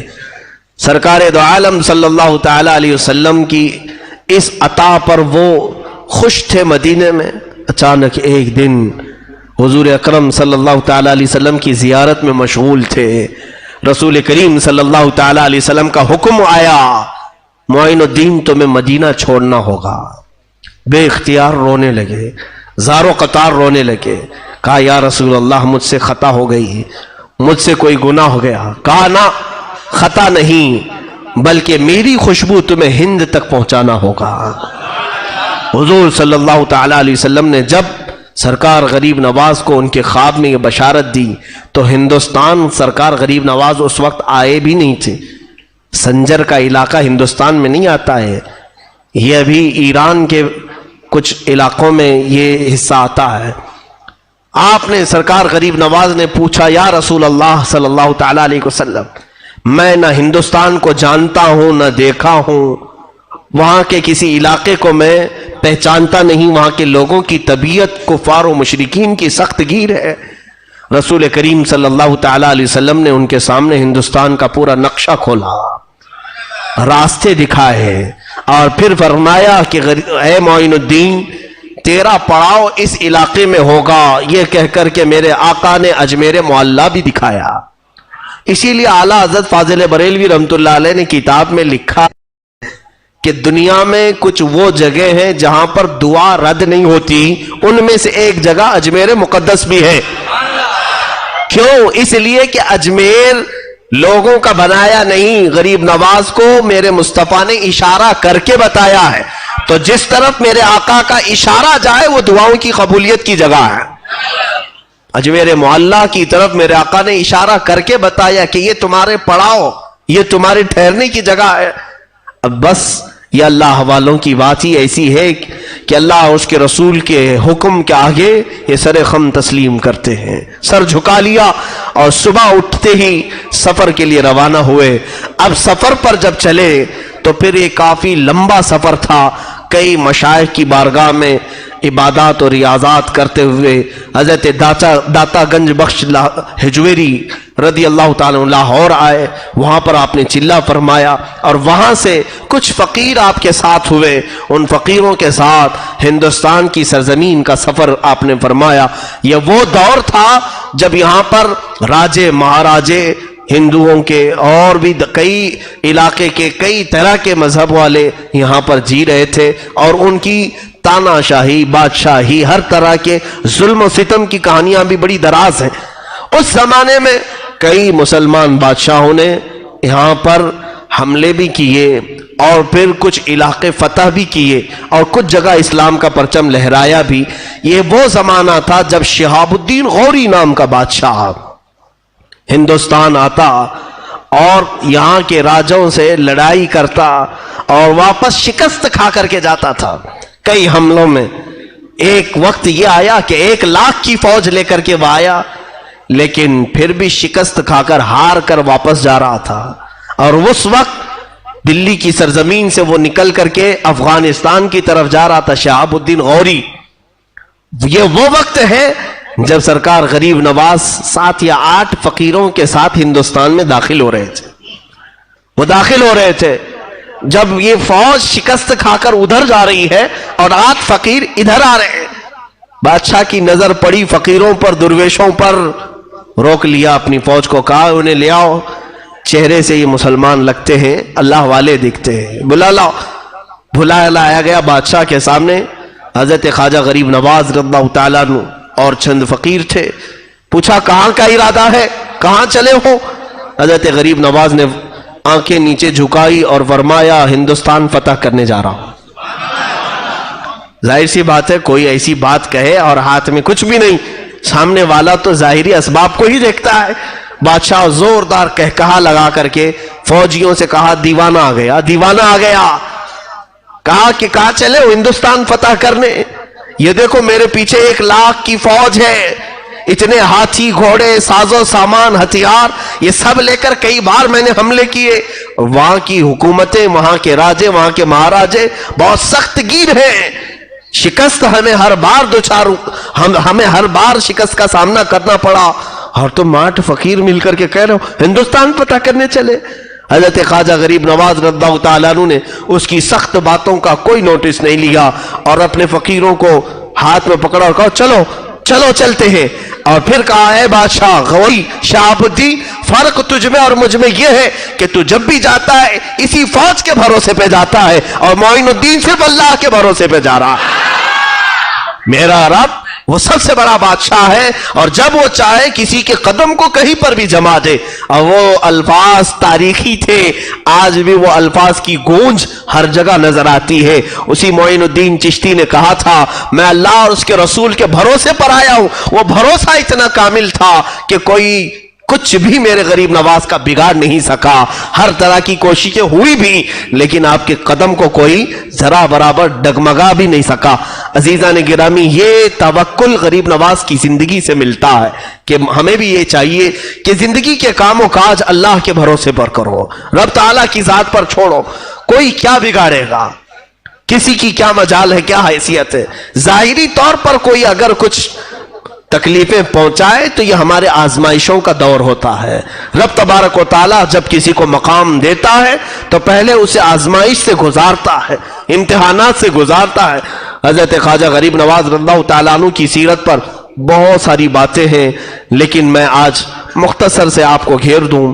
اجمیر معلیٰ پہنچے تو یہاں بہت سارے مقابلے بھی ہوئے جادوگروں سے اور بہت سارے راجوں سے. کبھی انہوں نے پانی روکا, کبھی کھانا روکا, کبھی آپ کی جھوپڑیاں اجاڑ دیں, کبھی پتھر آپ کے اوپر ڈالے, سب کر کے دیکھ لیا.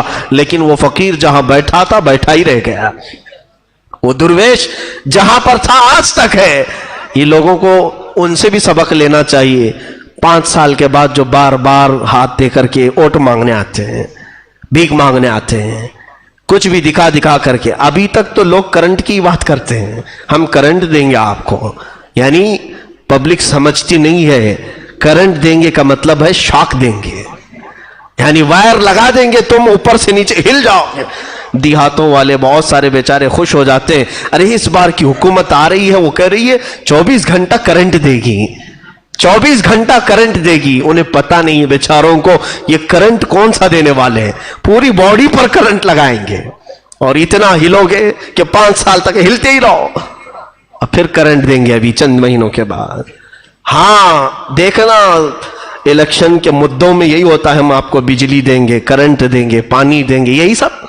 یہ بہت پرانے وعدے ہو گئے ہیں, کچھ نیا لانا چاہیے. اور شاید اس بار کی جنریشن ان کو ووٹ دے گی یہ کہنے پر کہ ہم آپ کو آئی فون دیں گے.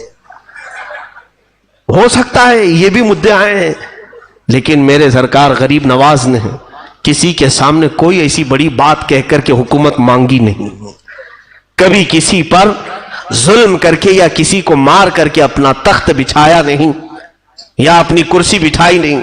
یہ تو رب ذوالجلال نے انہیں بٹھایا ہے کہ کوئی ہلا نہیں سکا کرسی, اور چاہے کوئی بھی آئے, لیکن وہ سر جھکا کر آج بھی اس بادشاہ اعظم کے دربار میں پہنچتا ہے. انگریزوں میں جب یہاں 200 سال تک تھے، ایک بڑا مشہور رائٹر ہے، انگریز تاریخ لکھتا ہے، وہ واپس انگلینڈ جا کر کے ایک کتاب لکھا ہے اور کہا ہے ہندوستان میں بہت عجیب و غریب چیزیں میں نے دیکھا ہے، تاج محل ہے، فلاں محل ہے، وہ اور بھی بہت ساری چیزیں، لیکن ایک بہت انہونی بات مجھے نظر آئی اس تاریخ میں۔ وہ لکھتا ہے کہ راجستھان کا علاقہ اور اجمیر ایک شہر ہے، وہاں پر ایک قبر بنی ہے اور وہ سب پر حکومت کر رہی ہے۔ اس انگریز نے لکھا ہے کہ ہم نے زندوں کو حکومت کرتے ہوئے دیکھا ہے، لیکن ہندوستان میں ایک قبر حکومت کر رہی ہے۔ اس کی نظر میں قبر ہے، لیکن ہماری نظر میں وہی جنت الفردوس ہے۔ یقیناً وہ اعلیٰ مقام پر پہنچے ہوئے ہیں جنت الفردوس میں۔ عزیزان گرامی، سرکار غریب نواز رضی اللہ تعالیٰ عنہ کی حکومت جو دلوں پر قائم ہے، ہم میں سے کون انہیں دیکھا ہے؟ ہمارے باپ داداؤں میں سے کون انہیں دیکھا ہے؟ لیکن نام آتے ہی کیسے محبت سے ہم جھوم جاتے ہیں، کیسے ادب ہمارے اندر آتا ہے۔ اس بات کو یاد رکھنا کہ محبتیں دلوں میں ڈالنا انسانوں کا کام نہیں، یہ رب العالمین کا کام ہے۔ اللہ رب العزت کسی کو زندہ رکھنا چاہے، صدیاں گزر جائیں گی لیکن اس کا نام باقی رکھے گا، اور کسی کو مارنا چاہے، کل مرا ہے آج بھول جاؤ گے، سال نہیں بیتے گا کہ اس کی قبر کی تختی بجھ جائے گی۔ لوگ گزرنے والے اب فاتحہ پڑھنے والے بھی نہیں رہ جائیں گے۔ جب کسی کو مولا بھلانا چاہے ایسے بھلا دے گا۔ کیا ہندوستان کی تاریخ میں ایسے بڑے بڑے بادشاہ نہیں آئے؟ میں سب کی بات کر رہا ہوں، چاہے وہ کافر ہو چاہے مسلمان ہو، جنہوں نے نفع کا کام کیا انہیں اللہ نے ہمیشہ باقی رکھا، اور جنہوں نے تکلیف پہنچائی اور کچرے کا کام کیا ہے انہیں اللہ تعالیٰ نے ذلیل کیا اور برباد کیا۔ کچھ لوگوں کے نام اگر برائی سے آج لیے بھی جاتے ہیں تو اس لیے کہ لوگوں کو عبرت ہو جائے کہ تم ایسے نہ بنو۔ عزیزان گرامی وقار، سرکار غریب نواز رضی اللہ تعالیٰ عنہ کی شان کریمانہ اور ایسی کہ بابا فرید الدین گنج شکر فرماتے ہیں میں نے تقریباً 20 سال غریب نواز کو دیکھا، ایک بار بھی آپ کو غصہ آتے ہوئے نہیں دیکھا، کبھی غصے میں کسی کو بات کرتے نہیں دیکھا۔ جب کبھی کوئی آتا، حتیٰ کہ آپ کی مجلس میں ایک مرتبہ ایک آدمی قتل کرنے کے ارادے سے چھری اندر لے کر کے آیا ہے، زہر میں اچھی طرح سے بجھا کر کے، اور محفل میں بیٹھے اور لوگ اٹھتے گئے، اسے اچھا موقع تھا۔ سرکار غریب نواز نے اپنا چہرہ اٹھایا اور اس کی طرف دیکھ کر کہا، میاں جس کام کے لیے آئے وہ کام پورا کر لو، آپ جس کام کے لیے آئے وہ پورا کر لو۔ اس کے ہاتھ پیر کانپنے لگے۔ یہ کشف تھا سرکار غریب نواز کا جو دل کی حالت کو جان لیا۔ کہا اٹھو، جس کام کے لیے تم آئے وہ پورا کر لو۔ اٹھا تو چھری گر گئی، کانپنے لگا، اور حضرت غریب نواز نے اٹھایا اور چھری دیا اور کہا میں تمہارے ساتھ سخت لہجے میں بات نہیں کر سکتا، کہیں تمہارا دل ٹوٹ نہ جائے۔ اور یہی وہ محبت کے جملے تھے جو اس کا دل پگھلا گئے، اور ایسا مرید ہوا کہ زندگی بھر غریب نواز کے ساتھ رہا، اور آپ نے اسے حج بھی بھیجا، اور حج کے دوران اس کا انتقال ہوا، مکہ مکرمہ میں اس کے دفن بھی ہوا۔ جس نے قتل کی ارادہ کیا، یعنی سچ بتاؤ کہ غریب نواز کی سیرت سننے کے بعد میرے آقا کی یاد آتی ہے نہیں؟ رسول کریم صلی اللہ علیہ وسلم، بچپن کا حال ہے، بچپن میں چھوٹے سی عمر میں سرکار غریب نواز رضی اللہ تعالیٰ عنہ کے والدین بہت اچھے خوشحال گھرانے میں تھے۔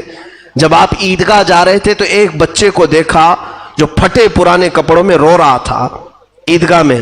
غریب نواز رضی اللہ تعالیٰ عنہ نے اس کا ہاتھ پکڑا اور پھر کیا بات کی، کہا کہ دیکھو آج عید ہے، ایسا کرتے ہیں آدھا آدھا کر لیتے ہیں، آدھے میرے کپڑے تم لے لو، آدھے تمہارے کپڑے مجھے دے دو۔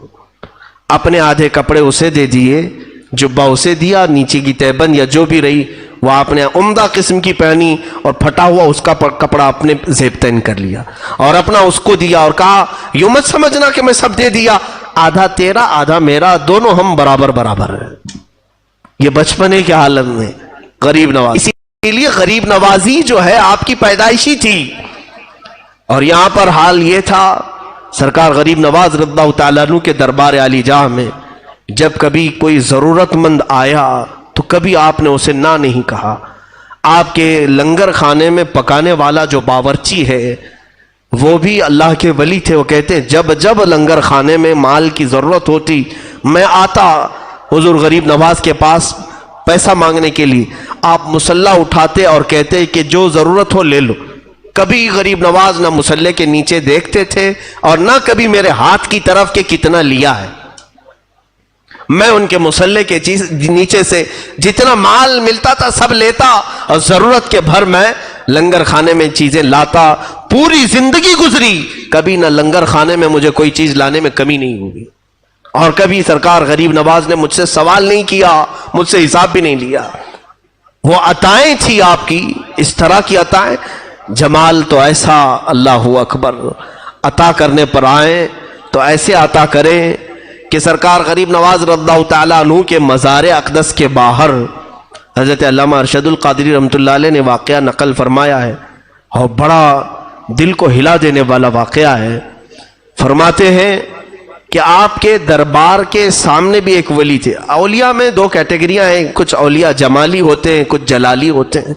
कुछ की मिजाज में शिद्दत है, कुछ की मिजाज में नरमी है। हज़रत गरीब नवाज रज़ियल्लाहु ताला अन्हु के दरवाजे के बाहर आज भी एक मज़ार था। वो एक बहुत बड़े वली कामिल थे, सिलसिले चिश्तिया के। उनकी भी कब्र वहां पर थी, उनकी भी कब्र। जाहिर सी बात है, हर कोई अपने पीर के आसपास दफन होने को पसंद करता है। वो वली भी वहीं दफन थे। एक जमाने में एक खातून गरीब नवाज की बारगाह में मन्नतें कर करके, दुआएं कर करके एक बच्चा मांगी थी। बच्चे की विलादत हुई। अल्लाह ही देता है, दरबार औलिया से देता है। रब ताला इनकी बातों को पसंद फरमाता है। और वो औरत अपने बच्चे, 1 साल के बच्चे को लेकर के आई थी शुक्राने के लिए अजमेर मोहल्ला में, गरीब नवाज सरकार के दरबार में। लेकिन वो बाहर ही अभी बैठी थी। जो वली कामिल गरीब नवाज के सिलसिले में थे, उनका नाम मैं जिक्र नहीं कर रहा हूं, वो बाहर जहां उनकी कब्र थी वहां वो औरत बैठी थी। उनकी कब्र के पास बच्चे ने पेशाब कर दिया। बच्चा बच्चा होता है। अब जब पेशाब कब्र पर बहने लगा तो अचानक कब्र से एक ऐसा उछाल आया कि बच्चा हवा में उड़ा, नीचे गिरा और सर फट गया। उसी वक्त बच्चे की आहें निकली और सांस बंद हो गई। बच्चे के दिल की धड़कनें बंद। वो औरत बेसाख्ता पुकारने लगी। बड़ी मन्नतों के साथ एक बच्चा मिला था। बच्चे ने जो गलती की लेकिन ये बच्चा यही मर गया अजमेर में। वो रोने लगी सरकार गरीब नवाज के दरबार। ये वफात के बाद की बात बता रहा हूं। बहुत रो करके कहने लगी कि जब आपके ही दरबार से भीख मांगकर मैं गई थी तो अल्लाह ने मुझे बेटा अता किया, और अगर ये वापस ही जाना था तो फिर ये बच्चा आया क्यों जो मेरी आंखों को इतने दिन ठंडक पहुंचाया। मैं कैसे सब्र करूंगी, कैसे बर्दाश्त करूंगी। ये कहते कहते वो थक हार करके गरीब नवाज सरकार की चौखट पर गिर गई। तो उसके बाद अचानक फकीरों में आवाज आई, बच्चा हरकत कर रहा है, बच्चा हरकत कर रहा है। जब आकर के उठा करके देखे तो वो बच्चा जिंदा था, उसकी सांसें चल रही थी। रोने लगा और वो बच्चे को सीने से लगाकर दूसरी तरफ पानी पिलाने के लिए गई। सारी भीड़ उस बच्चे को देखने गई। अचानक उस वली की कब्र फट गई जो दरवाजे के बाहर थे। कब्र फटी और वहां से एक बुजुर्ग निकले और किसी को दिखाई ना पड़े, ओझल हो गए और कब्र वैसी की वैसी रह गई। और उसको बाद में लोगों ने ढांक दिया। मौजूद मशाइख और औलिया जो थे उनसे लोगों ने सवाल किया कि क्या माजरा, हमें कुछ समझ में नहीं आया। तो उन बुजुर्गों ने डरते डरते कहा, बात दर हकीकत बादशाह आजम की है, सुल्तान आजम की है। ये खातून आई थी, यकीनन इनसे मांगा था गरीब नवाज से।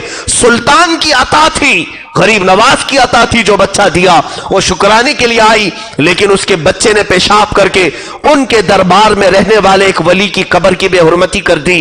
तो उस वली को बर्दाश्त ना हुआ, जलाल में उन्होंने कब्र से हाथ उठाया तो बच्चा उछल करके गिरा और मरा। लेकिन सरकार गरीब नवाज को इस खातून का रोना देखा ना गया और गरीब नवाज ने रब्बे जुल जलाल की बारगाह में अर्ज की, मौला उस बच्चे को तकदीर शिबह मुबरम से तू उम्र अता फरमा।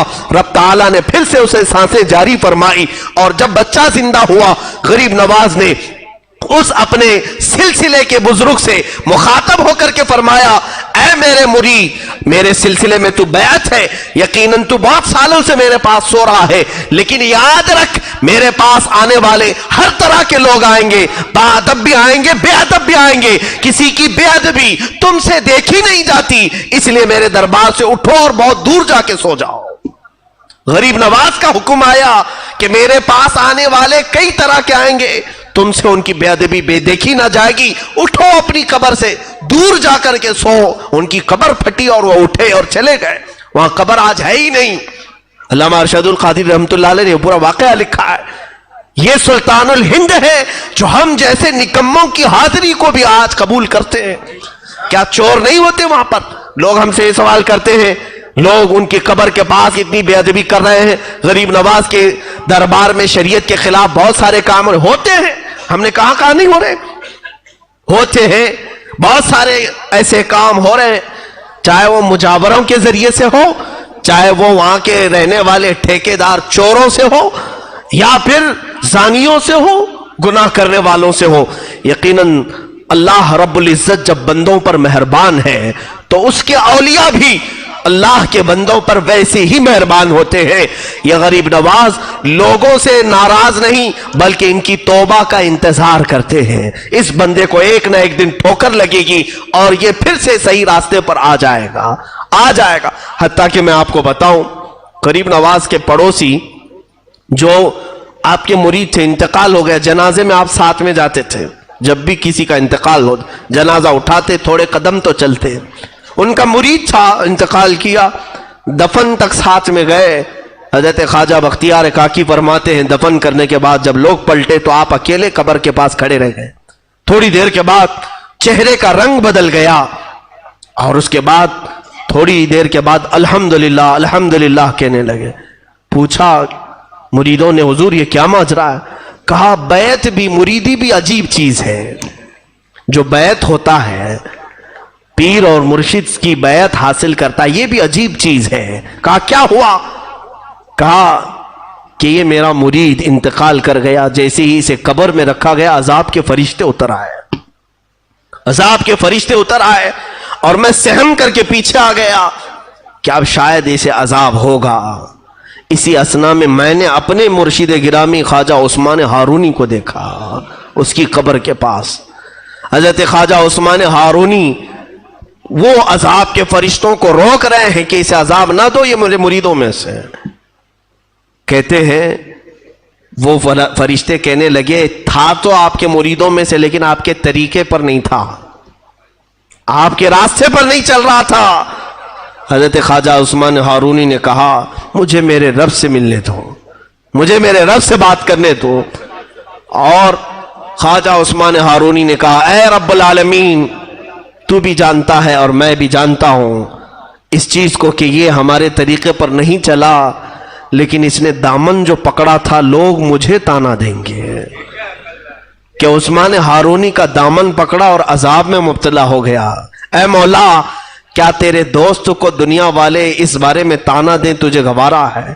رب العالمین کی طرف سے ندا ہے, اے عذاب کے فرشتوں چھوڑو, جاؤ تم دوسری جگہ پر, اس لیے کہ اس کا ہاتھ معین الدین کے دامن سے لگا ہوا ہے. سرکار غریب نواز نے خود یہ واقعہ بیان کیا, کہا بیعت بھی عجیب چیز ہے. وہ غریب نوازی آج تک قائم ہے. اللہ ہمیں وہ عظمت و ہیبت ہمارے سروں پر ہمیشہ سلامت رکھے. اور ادب ضرور رکھنا میرے عزیز و اجمیر جانے والوں سے گزارش ہے. اجمیر جا کر کے کوئی یہ نہ سوچنا کہ دل بہلا کر کے آ جاؤں. لوگ تھک جاتے ہیں تو سوچتے ہیں تھوڑا انٹرٹینمنٹ کر کے آؤں, ناچ گانے دیکھ کر کے آؤں. لوگ وہاں جا کر ہوٹلوں میں ٹی وی لگا کر بیٹھتے ہیں. اللہ کے ولی کے شہر میں جا کر, اللہ کے ولی کا شہر جہاں جاتے ہو آپ, یہ تو اجمیر مقدس ہے جہاں اولیاء کاملین پہنچتے ہیں. گلی کوچوں میں اولیاء ہوتے ہیں, اور وہاں ہم اگر بے ادبی کا مظاہرہ کرتے ہیں تو کہیں ایسا نہ ہو کہ قسمت ہمیشہ کے لیے محروم ہو جائے, ہمیشہ ہماری قسمت محروم نہ ہو جائے. اس لیے ادب کا دائرہ ایسا ملحوظ رکھو. اللہ اکبر. اعلیٰ حضرت فاضل بریلوی کی بات آتی ہے. آج میں یہ بات کہنا ضرور چاہوں گا, کچھ بے وقوف قسم کے لوگ جو ان پڑھ ہیں, جاہل ہیں, اور مجدد دین و ملت فاضل بریلوی پر اعتراض کرتے ہیں کہ بریلی والے اجمیر کا ادب نہیں کرتے. جو نہیں کرتا وہ بریلوی ہے ہی نہیں, وہ اعلیٰ حضرت کا ہے ہی نہیں, وہ رضوی ہے ہی نہیں جس نے غریب نواز کی گستاخی کی. یہ میں بڑی ذمہ داری کے ساتھ بات کر رہا ہوں. سرکار اعلیٰ حضرت فاضل بریلوی کے جو برادر محترم علامہ حسن رضا بریلوی ہیں, ان کا شعر آج بھی غریب نواز کے آستانے پر لکھا ہوا ہے. خواجہ ہند وہ دربار ہے اعلیٰ تیرا, کبھی محروم نہیں مانگنے والا تیرا. کسی اور کا شعر نہیں, بریلی والے کا شعر ہے, آج بھی لکھا ہوا ہے. اب یہاں پر میں یہ بتانا چاہوں گا کہ ابھی تعصب بہت آ چکا ہے پیر پرستی کا اور نفس پرستی کا. کچھ لوگوں کو ایسا لگتا ہے ہم شریعت کی بات کریں گے تو دھندا پانی ان کا بند ہو جائے. ہم کہتے ہیں شوق سے مرید بناؤ لیکن شریعت مصطفیٰ پر قائم ہو کر کے بناؤ. یہ بات ٹیڑھی ہے نا, ظاہر سی بات ہے.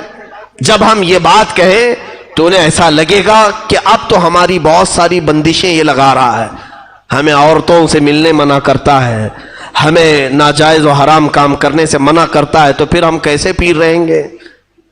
اس لیے دشمنی اعلیٰ حضرت سے کرتے ہیں. سرکار اعلیٰ حضرت رضی اللہ تعالیٰ عنہ کے دربار معلیٰ اجمیر معلیٰ میں حاضری کے آداب میں اجمیر کے مقدس زمین پر موجود مشائخ سے ہی بیان کرتا ہوں. آج بھی وہاں موجود ہیں بہت سارے اچھے لوگ جو خاندان در خاندان روایتوں کو نقل کرتے ہوئے آ رہے ہیں. اعلیٰ حضرت جب اجمیر پاک جاتے تھے حاضری کے لیے تو جو مزار پاک کا احاطہ ہے جہاں بھیڑ لگا کر کے مزار پر اچھل کود کرتے ہیں لوگ, اعلیٰ حضرت چوکھٹ کے باہر کھڑے ہوتے تھے, اندر بھی نہیں جاتے تھے.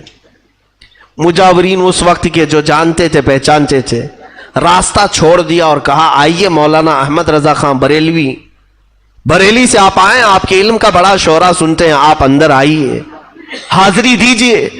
اعلیٰ حضرت یوں زبان سے انگلی سے اشارہ کر خاموش کرواتے, خاموش ہو جاؤ. اور کیا لفظ کہتے تھے جانتے ہیں؟ اعلیٰ حضرت یہ فرماتے کہ کتے کا کام دروازے پر رہنا ہوتا ہے, کتا مالکوں کے گھر کے اندر نہیں جاتا. اعلیٰ حضرت نے یہی الفاظ غوث پاک کے دربار کے لیے استعمال کیے, تجھ سے در در سے سگ اور سگ سے ہے مجھ کو نسبت.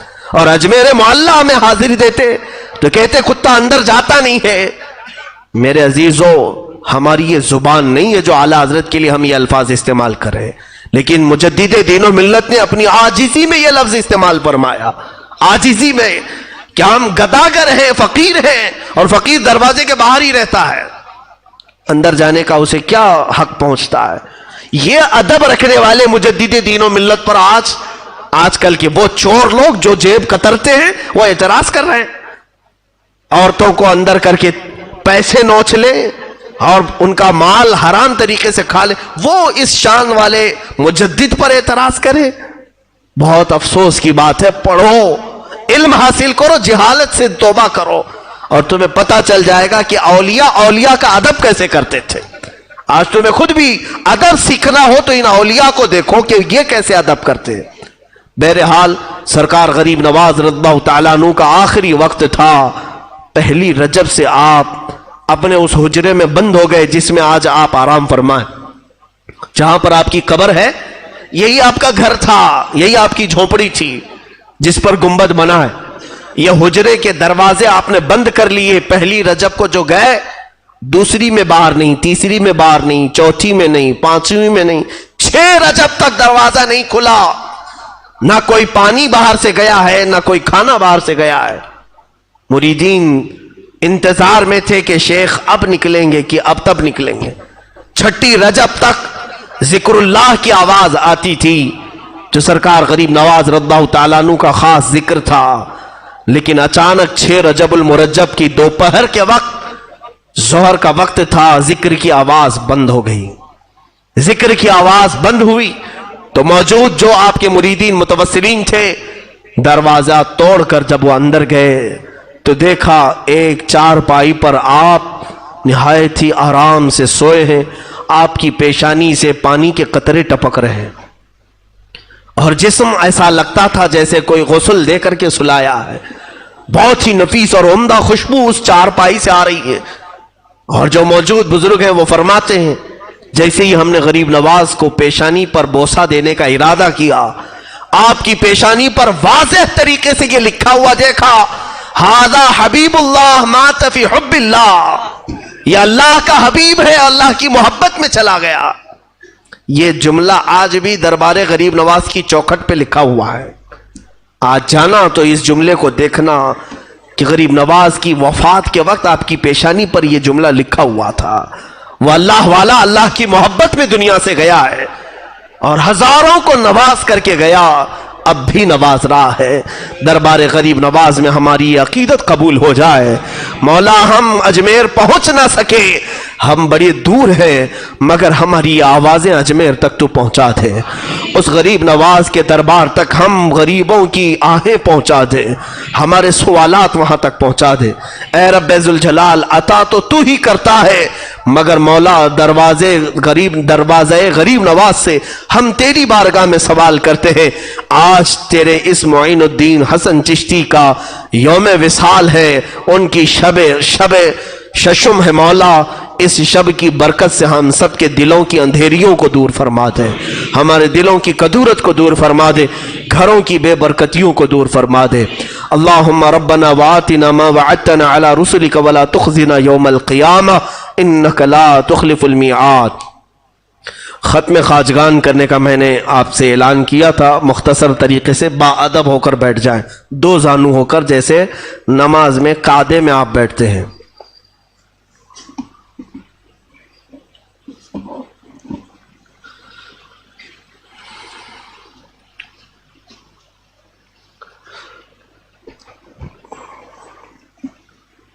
اعوذ باللہ من الشیطان الرجیم، بسم اللہ الرحمن الرحیم۔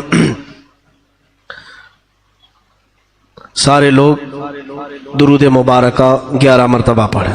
اللہم صلی علی سیدنا محمد وآلہ واصحابہ وبارک وسلم، اللہم صلی علی سیدنا محمد وآلہ واصحابہ وبارک وسلم، اللہم صلی علی سیدنا محمد وآلہ واصحابہ وبارک وسلم، اللہم صلی علی سیدنا محمد وآلہ واصحابہ وبارک وسلم، اللہم صلی علی سیدنا محمد وآلہ واصحابہ وبارک وسلم، اللہم صلی علی سیدنا مولانا محمد وآلہ واصحابہ وبارک وسلم، اللہم صلی علی سیدنا محمد وآلہ واصحابہ وبارک وسلم، اللہم صلی علی سیدنا محمد وآلہ واصحابہ وبارک وسلم، اللہم صلی علی سیدنا محمد وآلہ واصحابہ وبارک وسلم۔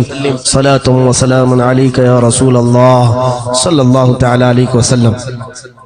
سورہ فاتحہ ایک مرتبہ۔ بسم اللہ الرحمن الرحیم، الحمدللہ رب العالمین، الرحمن الرحیم، مالک یوم الدین، ایاک نعبد و ایاک نستعین، اہدنا الصراط المستقیم، صراط الذین انعمت علیہم، غیر المغضوب علیہم ولا الضالین، آمین۔ سورہ علم نشرح ایک مرتبہ۔ بسم اللہ الرحمن الرحیم، علم نشرح لک صدرک ووضعنا عنک وزرک الذی انقض ظہرک ورفعنا لک ذکرک فإن مع العسر یسرا ان مع العسر یسرا فإذا فرغت فانصب وإلی ربک فارغب۔ سورہ اخلاص، قل هو اللہ احد 11 مرتبہ۔ بسم اللہ الرحمن الرحیم، قل هو اللہ احد اللہ الصمد لم یلد ولم یولد ولم یکن له کفوا احد۔ بسم اللہ الرحمن الرحیم، قل هو اللہ احد اللہ الصمد لم یلد ولم یولد ولم یکن له کفوا احد۔ بسم اللہ الرحمن الرحیم، قل هو اللہ احد اللہ الصمد لم یلد ولم یولد ولم یکن له کفوا احد۔ بسم اللہ الرحمن الرحیم، قل هو اللہ احد اللہ الصمد لم یلد ولم یولد ولم یکن له کفوا احد۔ بسم اللہ الرحمن الرحیم، قل هو اللہ احد اللہ الصمد یلد ولم يكن له كفوا أحد۔ بسم الله الرحمن الرحيم، قل هو الله أحد الله الصمد لم يلد ولم يولد ولم يكن له كفوا أحد بسم الله الرحمن الرحيم قل هو الله أحد الله الصمد لم يلد ولم يولد ولم يكن له كفوا أحد بسم الله الرحمن الرحيم قل هو الله أحد الله الصمد لم يلد ولم يولد ولم يكن له كفوا أحد بسم الله الرحمن الرحيم قل هو الله أحد الله الصمد لم يلد ولم يولد ولم يكن له كفوا أحد بسم الله الرحمن الرحيم قل هو الله أحد الله الصمد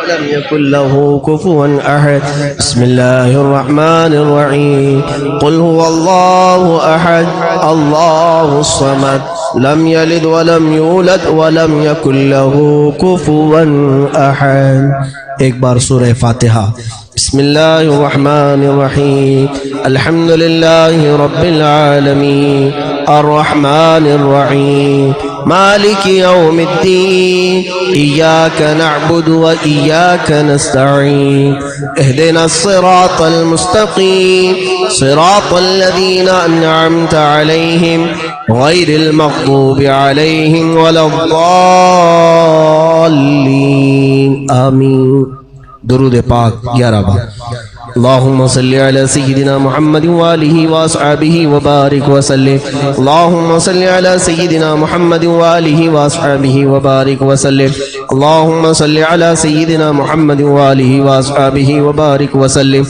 اللهم صل على سيدنا محمد وآله وأصحابه وبارك وسلم اللهم صل على سيدنا محمد وآله وأصحابه وبارك وسلم اللهم صل على سيدنا محمد وآله وأصحابه وبارك وسلم اللهم صل على سيدنا محمد وآله وأصحابه وبارك وسلم اللهم صل على سيدنا محمد وآله وأصحابه وبارك وسلم اللهم صل على سيدنا محمد وآله وأصحابه وبارك وسلم اللهم صل على سيدنا محمد وآله وأصحابه وبارك وسلم اللهم صل على سيدنا محمد وآله وأصحابه وبارك وسلم ختم خواجگان کبیر جس میں رب العالمین کی بارگاہ میں ہم کئی اس کے اسماء حسنہ سے مدد کی طلب کریں گے. آپ تمامی حضرات نہایت ہی ادب و احترام کے ساتھ تصور میں لائیں کہ آپ کے سامنے سرکار غریب نواز رضی اللہ تعالیٰ عنہ ہیں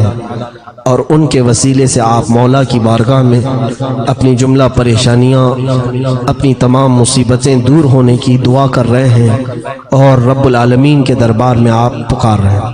وہ بادام ہوں تو تقسیم کر دیں. سب کے پاس جو بادام منگوائے گئے تھے وہ جو سب کو تقسیم کرے اور وظیفہ مکمل ہونے کے بعد اس بادام پر دم کر کے رکھ لیں. اب میں جس طرح سے پڑھاؤں اس انداز سے پڑھیں. بسم اللہ الرحمن الرحیم یا قاضی الحاجات یا قاضی الحاجات یا قاضی الحاجات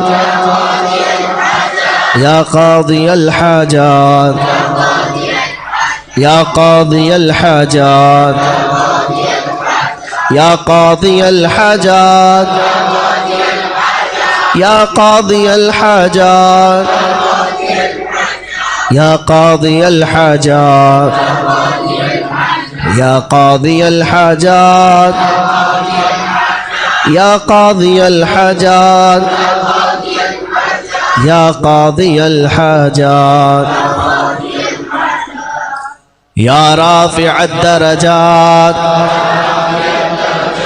یا رافع الدرجات یا رافع الدرجات یا رافع الدرجات یا رافع الدرجات یا رافع الدرجات یا رافع الدرجات یا رافع الدرجات یا رافع الدرجات یا رافع الدرجات یا رافع الدرجات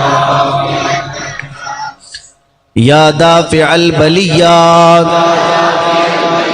یا دافع البلیات یا دافع البلیات یا دافع البلیات یا دافع البلیات یا دافع البلیات یا دافع البلیات یا دافع البلیات یا دافع البلیات یا دافع البلیات یا دافع البلیات یا ولی الحسنات یا ولی الحسنات یا ولی الحسنات یا ولی الحسنات یا ولی الحسنات یا ولی الحسنات یا ولی الحسنات یا ولی الحسنات یا ولی الحسنات یا ولی الحسنات یا ولی الحسنات یا کافی المہمات یا کافی المہمات یا کافی المہمات یا کافی المہمات یا کافی المہمات یا کافی المہمات یا کافی المہمات یا کافی المہمات یا کافی المہمات یا کافی المہمات یا کافی المہمات یا مسبب الاسباب یا مسبب الاسباب یا مسبب الاسباب یا مسبب الاسباب یا مسبب الاسباب یا مسبب الاسباب یا مسبب الاسباب یا مسبب الاسباب یا مسبب الاسباب یا مسبب الاسباب یا مسبب الاسباب یا شافی الامراض یا شافی الامراض یا شافی الامراض یا شافی الامراض یا شافی الامراض یا شافی الامراض یا شافی الامراض یا شافی الامراض یا شافی الامراض یا شافی الامراض یا شافی الامراض یا حل المشکلات یا حل المشکلات یا حل المشکلات یا حل المشکلات یا حل المشکلات یا حل المشکلات یا حل المشکلات یا حل المشکلات یا حل المشکلات یا حل المشکلات یا حل المشکلات یا مجیب الدعوات یا مجیب الدعوات یا مجیب الدعوات یا مجیب الدعوات یا مجیب الدعوات یا مجیب الدعوات یا مجیب الدعوات یا مجیب الدعوات یا مجیب الدعوات یا مجیب الدعوات یا مجیب الدعوات یا ارحم الراحمین یا ارحم الراحمین یا ارحم الراحمین یا ارحم الراحمین یا ارحم الراحمین یا ارحم الراحمین یا ارحم الراحمین یا ارحم الراحمین یا ارحم الراحمین یا ارحم الراحمین یا ارحم الراحمین یا آمین الخیر یا آمین الخیر یا آمین الخیر یا آمین الخیر یا آمین الخیر یا آمین الخیر یا آمین الخیر یا آمین الخیر یا آمین الخیر یا آمین الخیر یا آمین الخیر بگرداب بلا افتادہ کشتی ضعیفان شکستارا تو پشتی بحق خواجہ عثمان ہارونی مدد کن یا معین الدین چشتی مدد کن یا معین الدین چشتی مدد کن یا معین الدین چشتی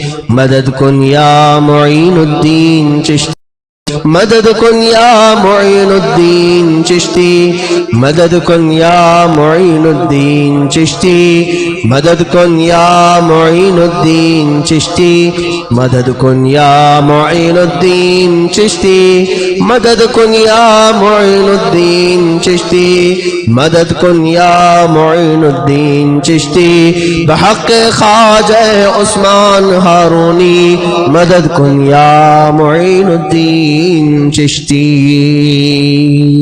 خواجہ ہند وہ دربار ہے اعلیٰ تیرا کبھی محروم نہیں مانگنے والا تیرا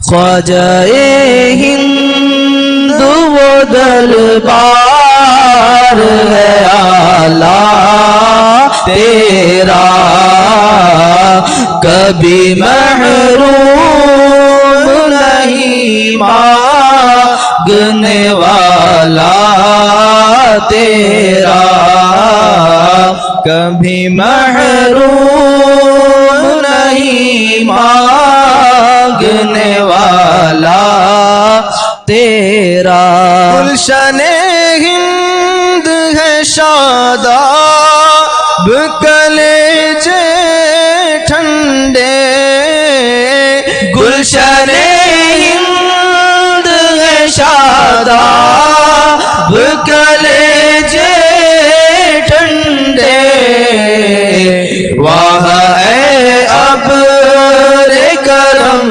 زور برسنا تیرا خواجہ ہند وہ دربار ہے اعلیٰ تیرا پھر مجھے اپنا در پاک دکھا دے پیارے پھر مجھے اپنا در پاک دکھا دے پیارے پھر مجھے اپنا در پاک دکھا دے پیارے آنکھیں پر نور ہو پھر دیکھ کے روضہ تیرا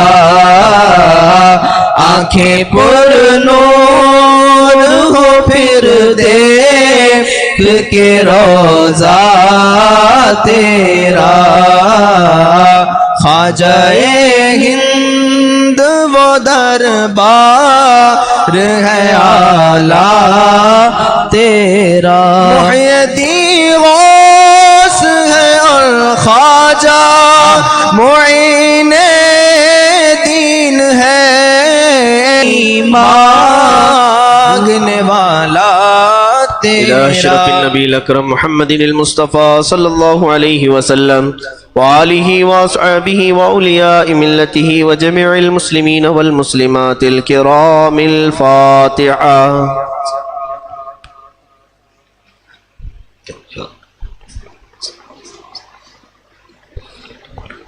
الہ العالمین رب العالمین، ہم نے جو کچھ بھی تلاوتیں کی ہیں، جو کچھ بھی اس مسجد پاک میں ذکر و اذکار، درود و سلام بیان کیا ہے، مولا سب کو اپنی بارگاہ میں شرف قبولیت عطا فرما. جو کچھ اس میں غلطیاں، کوتاہیاں، کمیوں، بیشیاں ہوئی اپنے فضل و کرم سے معاف فرما.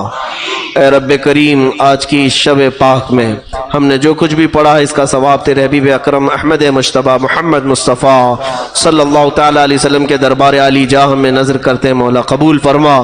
تیرے رسول کریم صلی اللہ علیہ وسلم کے صدقہ و توسل تمام انبیاء کرام علیہ السلام، خلفائے راشدین، صحابہ کرام، صحابیات، ازواج مطہرات، بنات طیبات، شہداء کرام، صالحین، ائمہ مجتہدین، جملہ اولیاء کرام، تمام مومنین، مومنات، مسلمین، مسلمات کی روحوں کو نظر کیا قبول فرما.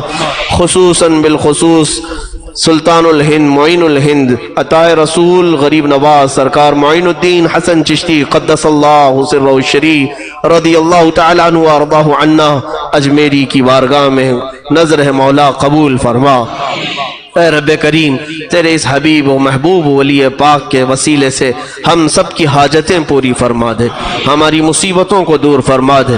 اے رب ذوالجلال، تیرے نبی نے فرمایا صالحین کے ذکر کے وقت تیری رحمتیں اترتی ہیں. مولا ہم سب تیری رحمتوں کے طلبگار ہیں، ہم سب پر تو اپنی رحمت خاص نازل فرما، ہمارے گھروں سے بے برکتی کو دور فرما دے. اے خلاق العالمین، حلال روزیوں میں خوب وسعتیں اور برکتیں عطا فرما، ہم سب پر حرام روزیاں بند فرما دے. اے الہ العالمین، سرکار غریب نواز کا واسطہ ہم سب کو کسی اور کا محتاج نہ بنا، مولا تیرا اور تیرے محبوبوں کے دربار کا گداگر بنا دے. اے پالنہار حقیقی، تیرے دربار میں التجا ہے، مولا ہم سب کو بری بیماریوں سے بچا، خاص طور پر ہمیں، ہمارے خاندانوں کو کینسر اور ایڈس جیسی مہلک بیماریوں سے بچا لے. اے رب ذوالجلال، خصوصاً ہم سب کو گناہوں کی بیماری سے بچا لے، مولا گناہوں کے امراض سے شفا عطا فرما.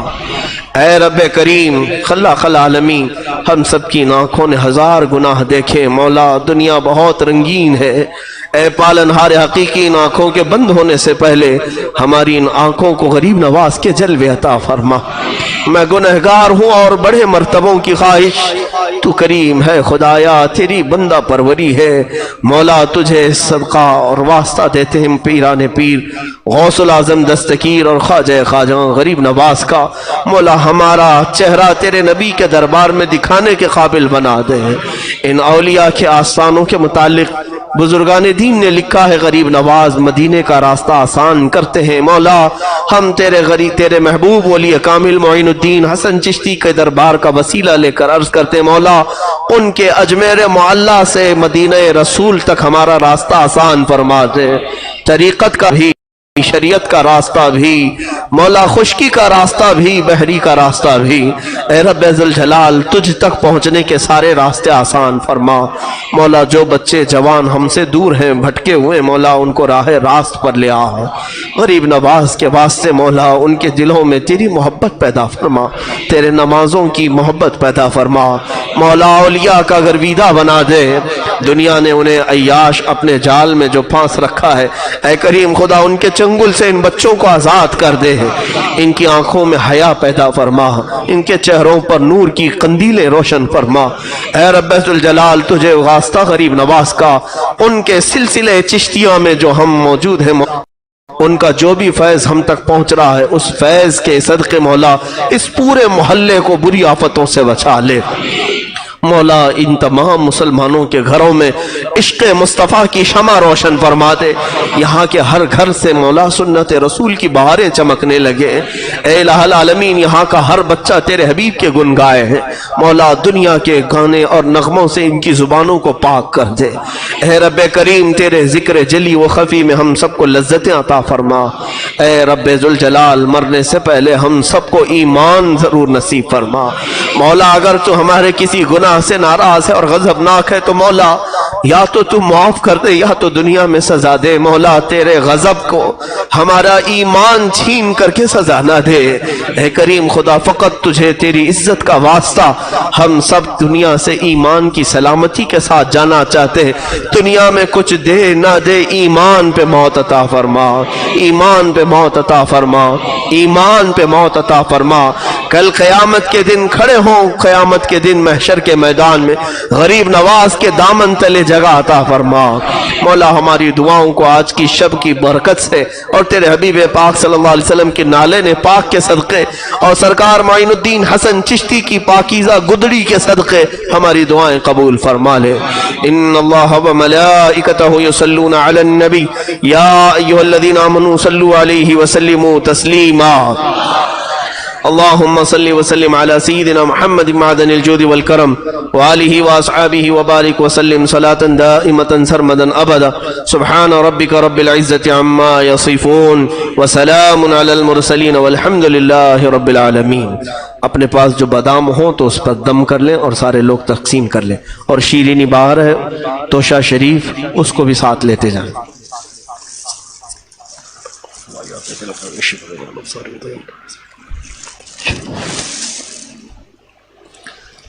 سلام کے لیے کھڑے ہو جائیں.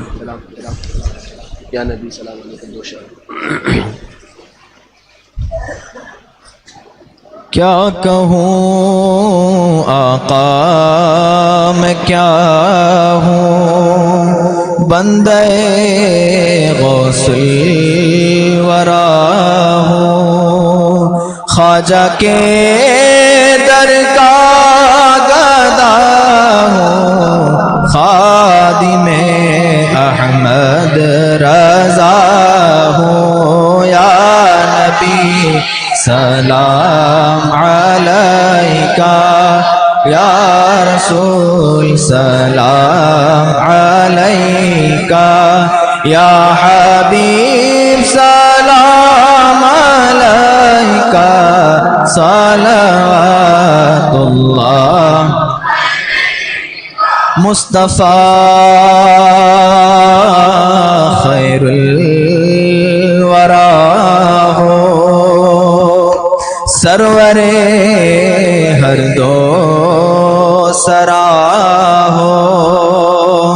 کیوں رضا مشکل سے ڈریے, جب نبی مشکل کشا ہو.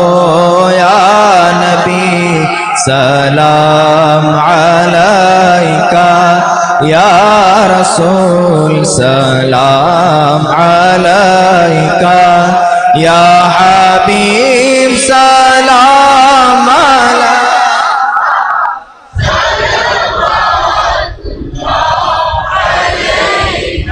دعواهم فيها سبحانك اللهم وتحيتهم فيها سلام وآخر دعواهم ان الحمد لله رب العالمين. جب میں واپسی ہو یا اللہ, جب میں واپسی ہو یا اللہ, لب پہ جاری ہو بس لا الہ الا اللہ محمد رسول اللہ.